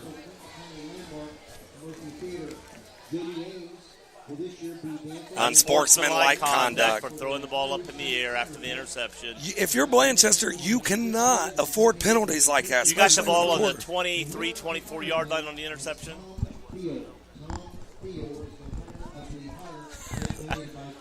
Hey, in my opinion, it's what counts. So Blanchester's going to take over after the interception and an unsportsmanlike conduct penalty from the Blanchester Wildcats. They're going to take over first and 10 on their own 10-yard line. They got trips to the left, 2 to the right. They're going open empty here with Sibley. Sibley's got 5 wide. Referee's picking up his flag. Sibley takes the snap. He's looking back to pass. Passes over the middle. Almost interception. I was calling interception. I saw 2 guys run together for Wilmington. They hit each other in midair. One of them is still down, or 2 of them are still down. It looks like they both went up to catch the ball, and they collided. Yeah. But that's the thing. When you're playing safety and you're in the middle of the field, anything over the middle, when you have guys come over the middle there like that, there goes you the got to 2 watch girls out. I intercepted. They're down the water girls and doing their job down there. You didn't intercept them. I might have. They were throwing a pass, and I knocked it down. I caught it. So I intercepted them up here, but I also intercepted So now, Joe. You know what I mean, not what I say. After the game today, Joe will be intercepting Scott Killen. No, you're intercepting Scott Killen. Yeah, you're interviewing him while I'm intercepting him. You can intercept him. I'll interview him after the game. Yes. So we got an injury timeout here on the field. 2 guys from Wilmington down. Looks like they collided on that or going for the ball, looking for an interception. See, this is a time when you're up or 29 points, and this is you have your starter still in. If something happens and they get hurt at this time, is it worth it? Is it worth them being at this time? We talked about earlier with Ames. It's just like, I know Ames can go out. I know Killen says, I'm going to go with my starters. But when you got a guy that's already been hurt, come up limping. Yeah. And so is that more important? Here comes, to looks score like Marsh 6 was more. one of them, I think. He's walking off. That's a good sign. And it doesn't surprise me. Marsh was about ready to intercept that ball. He's on the. Yeah, that's Sloan Marsh there. And he's always around the ball. Looks like he got hit in the hip. He's pointing at his left hip. Yeah. But he's slightly limping, but he's walking. So. Have you ever had a hip pointer? No. I'll tell you, I had one in our playoff game my senior year at East Clinton. I heard. I got hit, and I'm telling you, if it wasn't for DMSO, a horse stimulant they put on race horses, Billy Bean gave it to me, and I painted it on my hip, and it burnt through my skin, and that's the only way I could play. I was running like a horse that night. Running like a horse that night. I was stomping like a horse and running like a horse. So I wonder, the other guy. Did they put you out the pasture at the... My mouth was so dry, I felt like Uncle Ned. Or the Ted, which one's the Uncle Ned or something on the show there? Uncle Ned? The Ted, or remember the old horse show with... I remember Mr. Ed. Mr. Ed, that's it. Mr. Ted. That's about how young I am. Uncle Ed. That was on when I was a kid. That was Mr. Ed. Mr. Ed. In the 60s. So, look here. Hey, Wilbur. I want to know who's down here. I can't see. Yeah. Kyler. I think it's Kyler Reed. That's just not good. You know, a guy who comes off the field.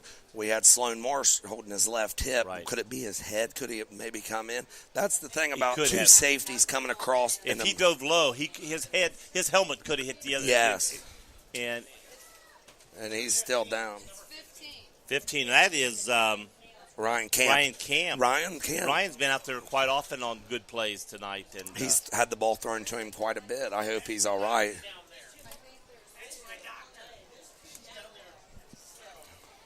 Your doctor's down there? So, Rick's doctor's down there. If you're joining in now on campusnation.com, we are at Alumni Field here on this beautiful Friday night. There's 9 minutes and 52 seconds to go in the fourth quarter. We have the Wilmington Hurricanes 38 and the Blanchester Wildcats 9. East Clinton got them a big win tonight. They did. That was a must-win. 0-3. They start out 0-3. Coach Yankee over there, he's won 3 ball games in the past 2 years. Right. He needs to start winning if he expects to keep it. He's when you're going against somebody that you're even with, you got to win those games. Yes. Yeah, you're going to lose against the Massey, which they did. You're going to probably lose against the Wilmington when you meet, but you got to beat the teams that you're even with. So when they go into the league, and they haven't that yet, the teams that you're going to be even with, you've got to win those games. While we're still waiting down here, let's talk about the Haunted Hollow. This Saturday it starts, Wilmington Haunted Hollow. Are you going to go out, Joe? Evil. Are you going to go out to the Haunted Hollow? I don't know. If our group goes out, I might go out. Okay. I used to go out when I took like grandkids or somebody out like that. Go out. Man, this isn't good. A man being down. Looks like the ambulance is going to come in. I feel bad for this poor kid. He's had a good night tonight. He's had an excellent night. We've mentioned his name positively several times. Oh, yeah. Ryan Camp. He's such a good kid. He's out here busting butt, having fun on Friday night. I just hope he's okay. So, Joe, going back to the Haunted Hollow, one of our sponsors. What is your take on it? Have you ever been? No. Well, I'm not to this one. I've been to a few that they've had in the past, and I like those type of things. Especially if I was, when I was younger, 20s, or even if I was a teenager, I'd be going.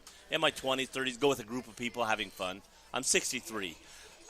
It's not my thing that much anymore. But if a group said, "Hey, let's all go," I'm still a joiner. I'm still, "Hey, let's go do things." Yeah, they're bringing the card out. That's not a good sign. No, poor kid, man. And I'll tell you, anytime you have a neck injury on you, if you have a neck injury, it's something serious to take. They're going to take all the right protocols out here to make sure he doesn't move his neck, or if it's due to that, I would say that has something to do with his head. So we're going to go to our advertisement while we are on this injury timeout. If you dare, go to the haunted. Wilmington Haunted Hollow Ride. Opening night is this Saturday, September 16th. Experience the fire-breathing semis. Climb aboard the sawed-off school buses for a haunted ride you'll never forget. Terror in the Core, Slaughter Hotel, and the all-new Evil Asylum will chill you to the bone. Wilmington Haunted Hollow Ride. Opening night is this Saturday, September 16th, 1261 West Dalton. For more information, directions go to WilmingtonHauntedHollowRide.com. Welcome back here on our injury timeout. There's 9 minutes and 52 seconds in the fourth quarter. We have an injury timeout. We have a man, Ryan Camp, is down on the field. The trainers and doctors are down on the field checking him out. They're getting ready to carry him off the field. Just pray that he's okay. It's anytime you have two teams from any two teams in Clinton County or anywhere in Ohio or United States playing football, you don't want this to happen. You're out here having fun. You're battling in between this beautiful rectangle. This is a game, and it's something fun for kids to do. And you don't ever want to see anything like this happen. I mean, you want to punish kids when you're playing. That's what every linebacker, everybody does. But this is stuff that I don't like. And this is not a defender hitting an offense or offense hitting a defense. These two teammates that both doing their job just happen to run into each other at the same time. They're bringing another card out. Yeah. Well, I tell you what, the ambulance came in. This card's coming directly from the ambulance, so they don't have to transfer. So what is Or I tell you what, they had an ambulance already here. They brought another ambulance in. Yes, it's probably they had something on like here on like at the game, but it looks like they brought the big boy. Yeah. So it looks like Blanchester. That way they can leave the other one here while it leaves. That way this one come in, take him to the hospital, which is right next door, and the other ambulance can stay here at the game in case. Yes, you're right. You're dead right. Don't say that word right now, please. Oh. So if you're tuning in, Charlie wrapped up over at Miami Trace tonight and Clinton Massey. Big victory over them, 55-6 over Miami Trace Panthers. Are you rooting for Charlie? Are you rooting for Massey, or are you rooting for Trace on that one, buddy? I think Charlie would have been wanting really to do the East Clinton and Greenfield game. Yeah, he would have. He would have loved to just because he would have killed two birds with one stone. His daughter would have been there with the band, and he left Greenfield and it lives in Clinton, East Clinton, and that would have been a great game for Charlie to do. Really, Yes, it would have. Yeah, for his personal reasons and purpose. Yeah, Rick Phillips says good things we don't pick the games for Charlie. Yeah, but let's face it, Rick. If you're going to do a game, if you're going to do East Clinton a game, it would have been nice to do a game that East Clinton had a chance to win. You will know about Charlie's car show no matter where you go. Oh, I'm sure he probably plugs his car show during the game a few times, doesn't he?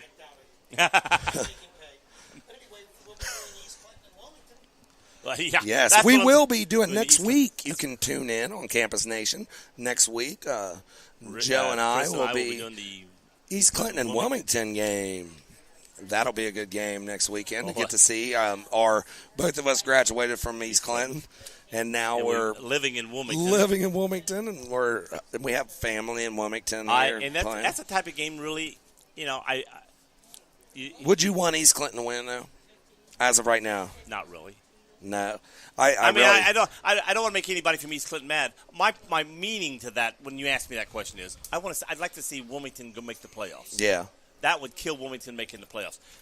Oh, it would, because Wilmington. Do I really like to might see be able to lose I root one more for East game? Clinton all the time. Yeah. Yes, as up in the stands, I root for East Clinton all the stands. Don't get me wrong, but it's just like when if you got Massey playing Wilmington at the end of the season, and let's say Wilmington has no chance to make it to playoffs. I don't want them upsetting Massey at that time, even though I'm from Wilmington right now. Yeah. Because I don't want them knocking Massey out of the playoffs if Wilmington can't. Now, if it's Wilmington or Massey, whoever wins goes to the playoff, or Wilmington has to win it to go to the playoffs, I'm rooting my heck for Wilmington. Wilmington's been 7-3, 7-3, 7-3 for the last 3 years, and they've barely squeaked out. I don't think there's anybody besides Massey in the SBAC that can play with them. Per se, I don't. Maybe New Richmond. New Richmond and Massey. Who's Massey? Wilmington's got a team coming up here I think They don't have nobody else left but Batavia, Western Brown. Western Brown's They're horrible. undefeated right now, though. They're horrible. Are they really? They're horrible. I heard they're garbage. Well, see, I haven't heard, but in the past they've had some decent teams. Decent teams. But again, they may have been playing against nobodies right now, and you're undefeated. But if you're playing East Clinton and Greenfields, hey, we're undefeated, and then you go play a Massey and Wilmington, boom, you can't. Blanchester's probably going to go 5-5, 6-4 this year. I would say. I'd say at least. I do too. And the thing is, Wilmington's. Yeah. Past 2 years in the small in their division, small school, Blanchester has won the division but the past 2 years. This is their rebuilding year. Yes, with the freshman quarterback, big time. Oh, and his backup Rick said that freshman quarterback was really solid, and he is. Yes. Yeah. And Wilmington, Blanchester, freshman quarterback's backup is the starting quarterback on the freshman team. That's who his real backup is as far as – now, again, you could have Hopkins or somebody during the game fill in if he got hurt or something, but his backup is as a true quarterback is the other freshman. Yeah. So that's the only quarterback they have. They'll put somebody back in the Wildcat. Looks like we got a horn. They're getting ready to head out of here. Commercial for the Hollow. I won. I hope Ryan Camp is okay. He's heading out, and they're heading to the hospital. All the wishes to Ryan Camp. Great kid, nice young man. Pray for his family and his him. I just hope it's precautionary and nothing really troublesome there. We're on campusnation.com if you're just tuning in. We're on an injury timeout. Had Ryan Camp hurt. We got 9:52 left in the game, and we've been down longer than that. The game would have been over. Yes, if that hadn't happened, literally. And so now the players they're letting the players stretch out and get back in. Now the referees are saying, okay, we gave you enough time. Now it's time to get over here. So it's second and 10 for Blanchester on the 10-yard line. They're heading north. Looks like Wilmington wants them to head south. Wilmington, they're heading north, and Wilmington wants them to head south. Zach Eden is placed in at safety. 3 to the left, 3 to the right. Oh, high snap hands again. Throw to the right. Big play there. Picks up about 13. Looks like they ran a bubble route. They had 3 to the right, 3 to the left. They had Hopkins in the backfield there. Sibley took made a nice play fake. About faked me out, Joe. Yeah, it was a nice because first of all, the ball was hiked over his head, and he had to get it and come down for the play fake. 3 to the left, 3 to the right. Hopkins in the backfield. Hands off to him. He's going to get over top of 30. Going over the 40. Over the 45, he's going to slam down. Wrestled down about the 48-yard line. But he gained 4 yards being tackled. We grabbed him and spun him around, spun him the wrong direction. That was a nice this is really shaking up Wilmington right here. They're going 3 wide, both sides here. Guys on the line. I don't know if those are. I don't think they know how to cover it. Look, we got 2 guys on 3 out here. Safety leaking over the top. Pass to number 4 over on the outside there. He's going to go over the 50. He's going to get about the 45. Broke through and was touching him in the backfield, but couldn't get a grasp on him, and he still gained 5 yards on the play. Looks like he's going to get 2nd and 5 for Blanchester. They're over on the Wilmington 45. We got 3 to the right, 3 to the left. Hopkins in the backfield. Sibley's at shotgun. Sibley fakes. He's back to pass. He's going deep for number 7, Krager. Krager right in his hands. The ball. He put it right in his bucket. He put it right in the bucket. It dropped out. 17 for Wilmington, playing safety. Saw it coming, was coming over, just couldn't quite get there. Just about a yard shy of coming. The ball went right into his hands, the receiver's hands, and dropped it. Logan Fraser's got to get over top on that real quick. But the thing is, they have him playing inside. Right. 3 to the right, 3 to the left. Second, another 5. high snap. Throws it out here to number 20. Being grabbed, got broke loose. Then 2 more. Tackled looked like there by number 14, Dorian Taylor. In 61, and Dorian Taylor, a very, very speedy guy from my track team when I coached him in junior high, so he's got speed. So Blanchester's going to continue in their same on 4th and 4, 3 to the right, 3 to the left.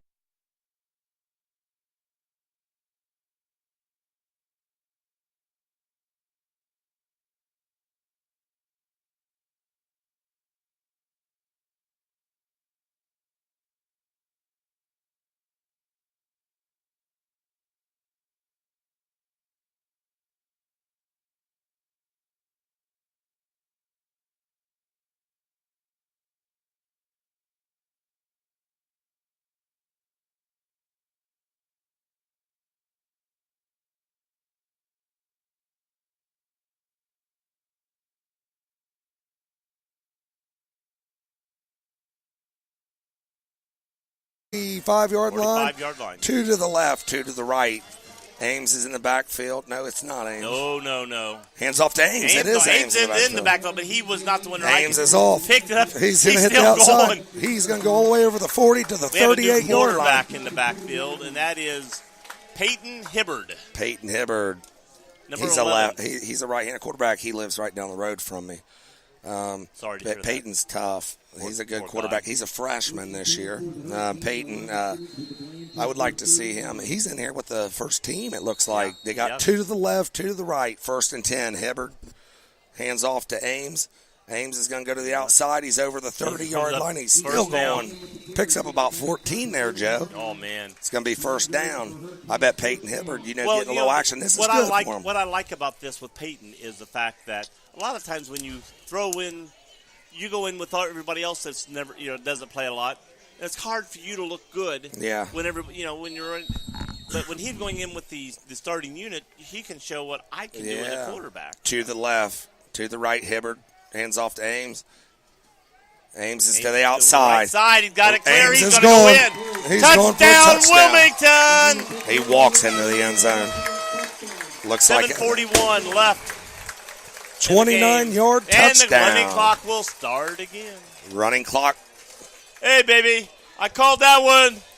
Ames. That was a nice touchdown by Ames. 29-yarder. I think the starters are going to come off the field here. So, here at campusnation.com, we got 7 minutes and 41 seconds to go in the fourth quarter. Wilmington leading 44-9 over the Blanchester Wildcats. Brady Henry's kick is up and good. It's going to make it 45-9 here at Alumni Field.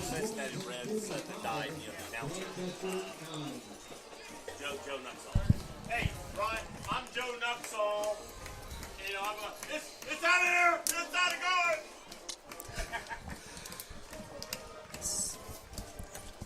So, Joe, do you think now, if you are Wilmington Hurricanes, or if you're Coach Scott Killen, are you going to take out your first team now? Now they're going. 7:18 left in the game. We're running clock. I'm taking them out. Yes, running clock here. Rory Bell is back to he's going to kick off on the 40. I don't even know how many of these guys are been in there the whole night because their numbers that. Hopkins back to receive this, and number 3, John Doe. I do think we got a lot of new guys on this coming in. John Doe back here, number 3. You think he'll kick it to the left or right? John Doe. So Rory Bell, referee blows the whistle.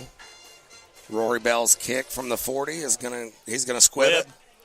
Kick Picked it, up. fielded by big man, number 53. He rumbles down to about the 41 where Blanchester's going to take over. 1st and 10, Blanchester on the 41-yard line.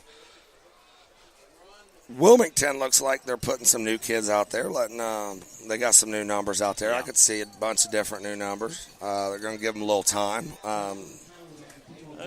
Some regular numbers. Number 3, number 7, that's are still out there. Have been out there, but your boy Dorian, Craig Schiff's out there again now. Craig Schiff, Dorian, and he's also a sophomore, I think. Garrett Hickey's still in, of course, at linebacker in the middle. He's tough. You're always going to leave your linebacker in. Yeah, you got to leave that big man in the front to call the defense. Blanchester 2 to the right, 1 to the left. They're going to throw a screen pass out to the right, number 42. Good defense. All over. Who was that? Garrett 31? Hickey. Garrett Hickey. He's another one of my track guys. Garrett Hickey, he's solid. He's that middle linebacker. He burns and turns, man. He's tough. He's solid. He's a tough cookie. He was my shot putter, and I tell you what, he looks like a shot putter, don't he? He's a strong boy. Blanchester 2nd and about 11. Sibley's going to continue to be. Boys are, 2 to the left, 2 to the right. 2 or 3 years in football. Sibley takes the snap, hands and off fumble, and he fell on it. So number 42 there, Blake Richard. He looks like his pocket. He closed too early on the ball. Sibley went to put it in his pocket, and he just didn't have his hands open. One thing good about the Wilmington boys that are in there now, the young guys that are coming in, they're fast. Yeah, the boys that I'm mentioning, Zach Eden, the 14 down here. Mm-hmm. Dorian Taylor. These guys are fast. Talking about East Clinton earlier, Jaron Evans, number 61 there, tackle right there. He's from East Clinton. Blanchester, 3rd and 10, 2 to the right, 2 to the left. Hopkins in the backfield, man in motion. Sibley's going to hand off to number 4 around the end. He's got to speed up. Stops, though. Don't stop. Run in there. Jaron Evans come up nice. That was a nice fill by Jaron Evans. Garrett Hickey came up. When you come around, you got the speed going around the corner. When you come to a dead stop, you're in dead meat. Yes. Oh, I tell you, when you stop and come back towards the grain, once you cut back towards the grain and you got them big guys coming up, you're in trouble. You're better off to keep going full speed. Agreed. You might get hit there, but you're going to gain another 1 or 2 or 3 yards. You stop, you're dead right there. Justin Ballard's going to be punting for the Blanchester Wildcats. It's 4th and 8. Back to receive the kick. It looks like are they going to DJ Ames is back to receive it, the punt. He's running. It is DJ. He's running the ball. Justin Ballard tucks it, and he's going to go over the 50. He's to the 40. He's to the 30, and he's going to get tackled from behind there. He may be a good runner, but he's a lousy tackler. Yes. It's all about Ames. He came up to tackle, and he missed him. He whiffed. Number 68 there for Wilmington comes up from behind hard. Parker Jungle. Parker Jungle. What a name. I'd like that. The Jungle Yard Dogs. That'd be cool. I wish I had that name. That's awesome. Here it is, Blanchester. That's another one of my track guys, Parker Gunkel. Gunkel. Thought it was Jungle. Blanchester 1st and 10 on Wilmington's 25. Sibley back to pass. 2 to the right. He's rolling right. Throws deep. Caught. Caught by Justin Ballard. Justin Ballard's over to the 1 yard line. Every time we get to a running clock, Blanchester comes back to score, and they're down to the 1 or 2 yard line? 2 yard Blanchester has actually played good football against Wilmington Hurricanes this second half. If they just quit, they get down, okay, it still could happen. They're down to the 2 yard line, and next thing you know, they're at the 32. That's what they've done. Wilmington's up 26 at halftime. They really haven't done too much to Blanchester. 2 to the right, 2 to the left. Ball on the 1. Sibley hands off to number 47. Number 47. He's not going nowhere. They bash him there, Joe. Oh, man. Wilmington has stopped the run. Blanchester has 8 up yards this whole game. They just haven't scored in a lot. Yes, and a couple big plays where they get penalties. Penalties been crucial for Blanchester. They've been on the 20-yard line twice with penalties, snaps over the head, turnovers. I mean, it just plays a big part in the game. Blanchester lines up 2 to the right, 2 to the left. They're going to be probably Peters is in the backfield. Sibley and the gun. Justin Ballard is going to line up to the right. Sibley, man in motion, number 20 in motion.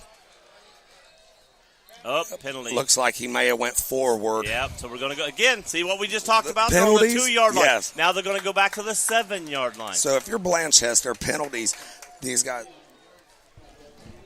If you come around to the outside, get hit, you can still fall into the end zone sometimes. But you go back to the 7. Yes, I agree. The way Wilmington stopped the run. I agree, Joe. And now Blanchester, like you said, they're 7 yards away instead of 2 yards away. Blanchester's just shot themselves in the foot so many times, and here they come again. We are going to our Wilmington Haunted Hollow Ride. Opening night is this Saturday, September 16th. Experience the fire-breathing semis. Ride aboard the Sawdust school buses for a haunted ride you'll never forget. Terror in the Core, Slaughter Hotel, and the all-new Evil Asylum will chill you to the bone. Wilmington Haunted Hollow Ride. Opening night is this Saturday, September 16th, 1261 West Dalton. More information, directions, go to WilmingtonHauntedHollowRide.com. Welcome back to CampusNation.com. We are here in the fourth quarter with 1 minute and 25 seconds left to go. Blanchester's on Wilmington's 7 yard line. It's 45-9. Wilmington leads the Wildcats. We're in a running clock here.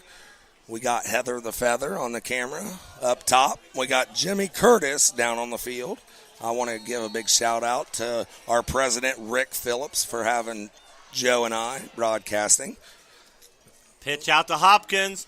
Being hit in the backfield at the 10, getting hit at the 9. He's not going nowhere. See, there's where the penalty going back to And now they're losing yards again. Right. They had a penalty down here, then they lose 10 yards last time. Now they're just moving back.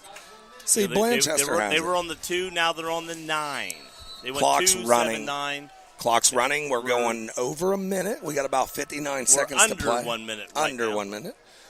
2 to the right, 2 to the left for Blanchester. Sibley in the gun. Hopkins to the right of him.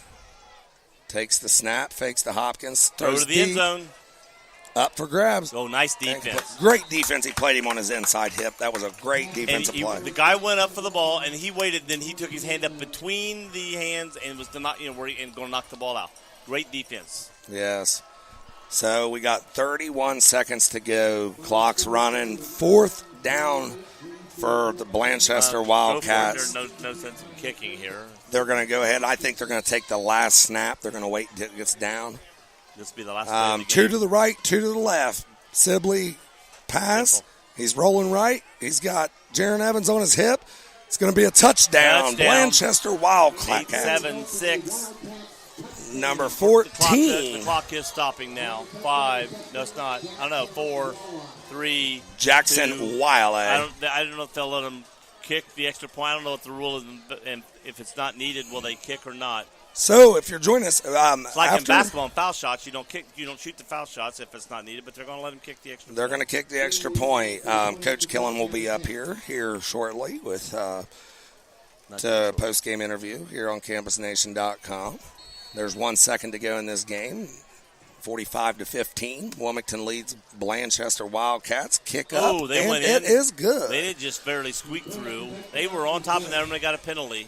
Looks like your final score is going to be 45-16. Wilmington Looks like Hurricanes. we will have a kickoff. We will have a kickoff. There's 1 set. They stop the clock with 1 second. There's a penalty, and it'll be on the kickoff. So Blanchester will probably be kicking off from near midfield. If you can score 29 Look for points an in onside, 1 look for second. an onside kick on the one. Onside kick. They're saying if you're Blanchester Wildcats, hey, they didn't give up. No. They was down 26. It was a 4-point differential in the second half. Wilmington, it was 20. It was up 26 at half. Right now it's halftime. 29 points, Yeah. but still the Oh, it's second 3-point difference in the second half. Yeah, it's been a close second half score here. Blanchester and Are they lining up? They're going to run the clock Yeah. off, evidently. They start the They clock run and it. run it That's off. it. So, at the end of your game here on CampusNation.com, we're at Alumni Field, and the final score is 45-16. Wilmington Hurricanes over the Blanchester Wildcats, and the cannon is shot. Wilmington. So,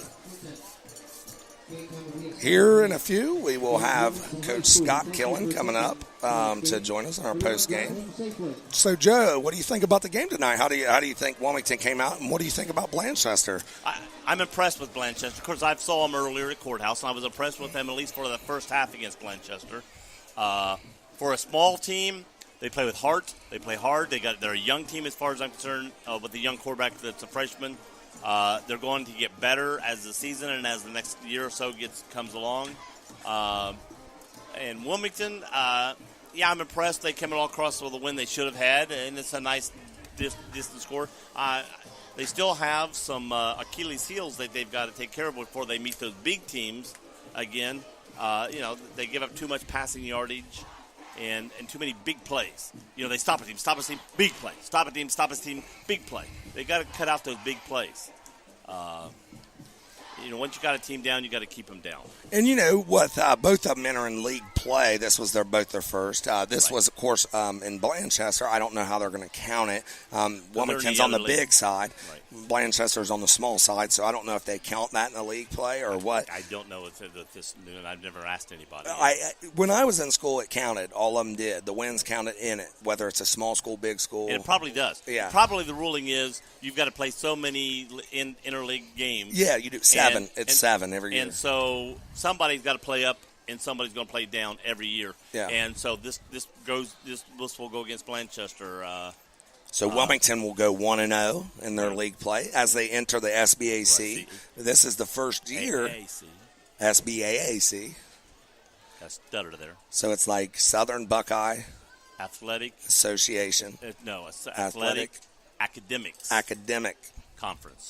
That's good. I like that. So East Clinton goes over 28-13 or 14 over Greenfield Tigers. Massey goes over. Massey goes over. Not only did East Clinton win, but scored 28 points. So that showed that their capabilities. It's not like they beat Greenfield, 13-11, or just squeak through a win. They won handily. So it shows that East Clinton, when they're playing even up, got a good team. Unfortunately, a lot of times when you're a small school like that, most of your games are going to be playing bigger schools. But showing when we play somebody our size, so maybe in the league, I don't know. Does all the teams in the league have football? I don't know if Felicity and some of those smaller schools does some of them not have football down there? Do you know the answer to that question? What's that? Do some of the Felicity and some of the smaller schools? They don't have football. Now, Felicity don't have football. And Fayetteville is actually in the SBAAC. Right. Just in football. Okay. Now, everything else, they're in a different league. But they did join the SBAC small side. Small side. So because they have you football. have Williamsburg on the small side. You have Blanchester, East Clinton. Goshen's on the big side. Big side. So Goshen and Wilmington, Massey is in the big side. Bethel Tate is in the small side. So you got, I think there's like 10 schools in it, I believe. And it's a very good conference. I bet.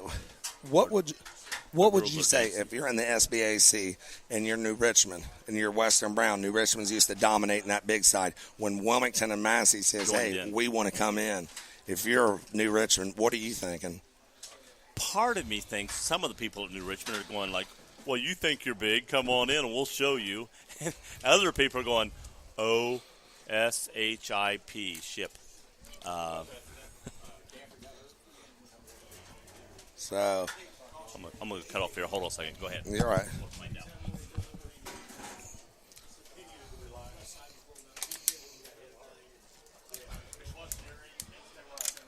So coming up here on Campus Nation, we're going to have Scott Killen. He's going to be coming up here to do a little interview with us. He's out on the 12-yard line talking to one of his players. And he will be up here for a little bit.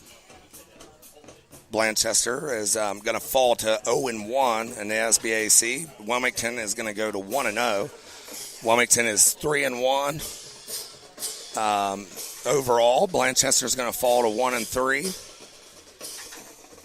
Around the league tonight, Clinton Massey over Miami Trace Panthers 55-6. East Clinton over Greenfield. I believe it is 28-13 or 14. Haven't heard an official score. Well, I'm still joined up here. It's going to take a few. If you'd like to stay with us, you can hear from Coach Scott Killen. He's on his way up. He's down on the field a little bit.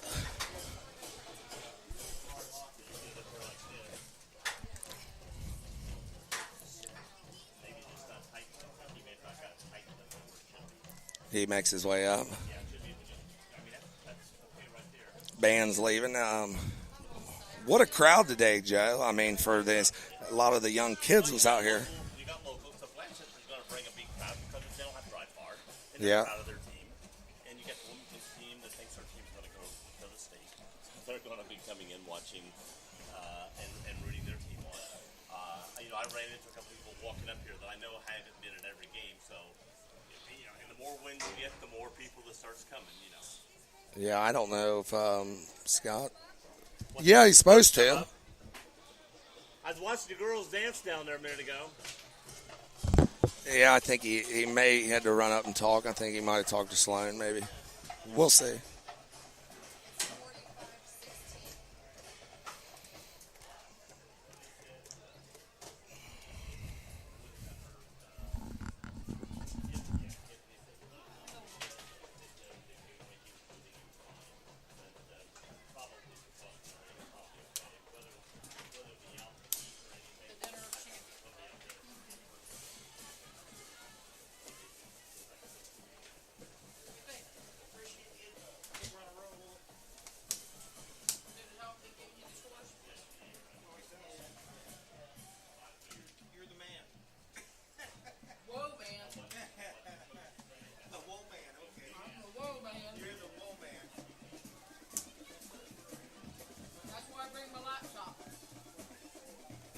Sorry, Rick.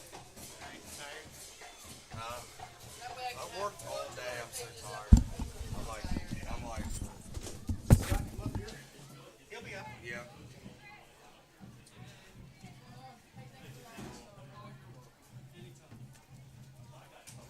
You all right? Just enough to get by. Is coach coming up? I don't know. He said he was, but he walked up. And I'm gonna wait a few minutes. I'd say he walked out. He might be coming around here.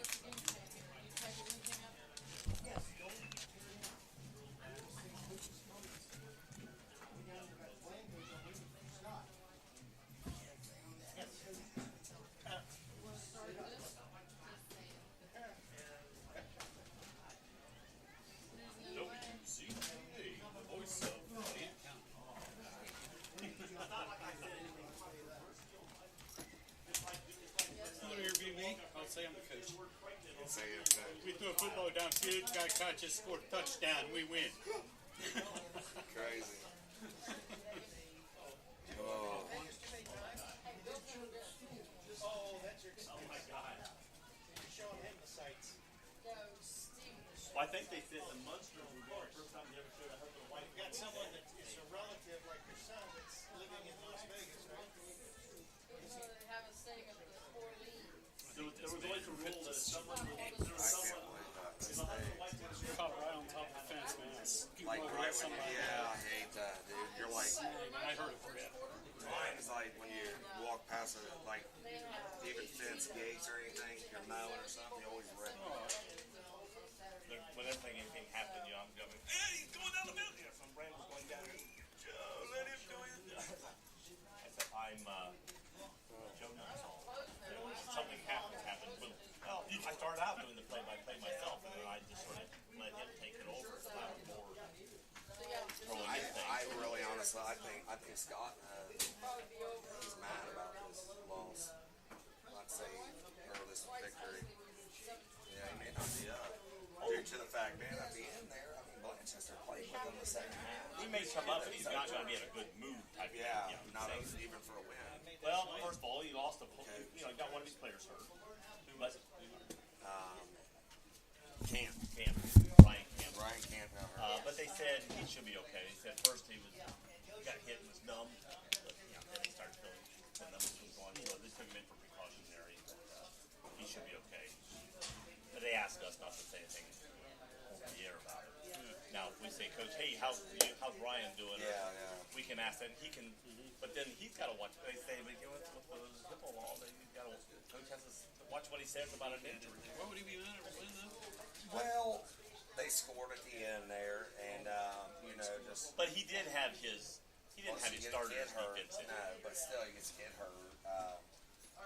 And it's just bad. I mean, he probably got a lot of things going through on his mind. Usually, he would leave the huddle and come right up here. He's not here, so he may be going to the hospital to check on the player. Yeah, he could be. That could be really a main focus for him, which.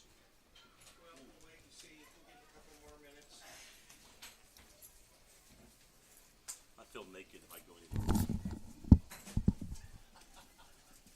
Fishing hat, Jeff.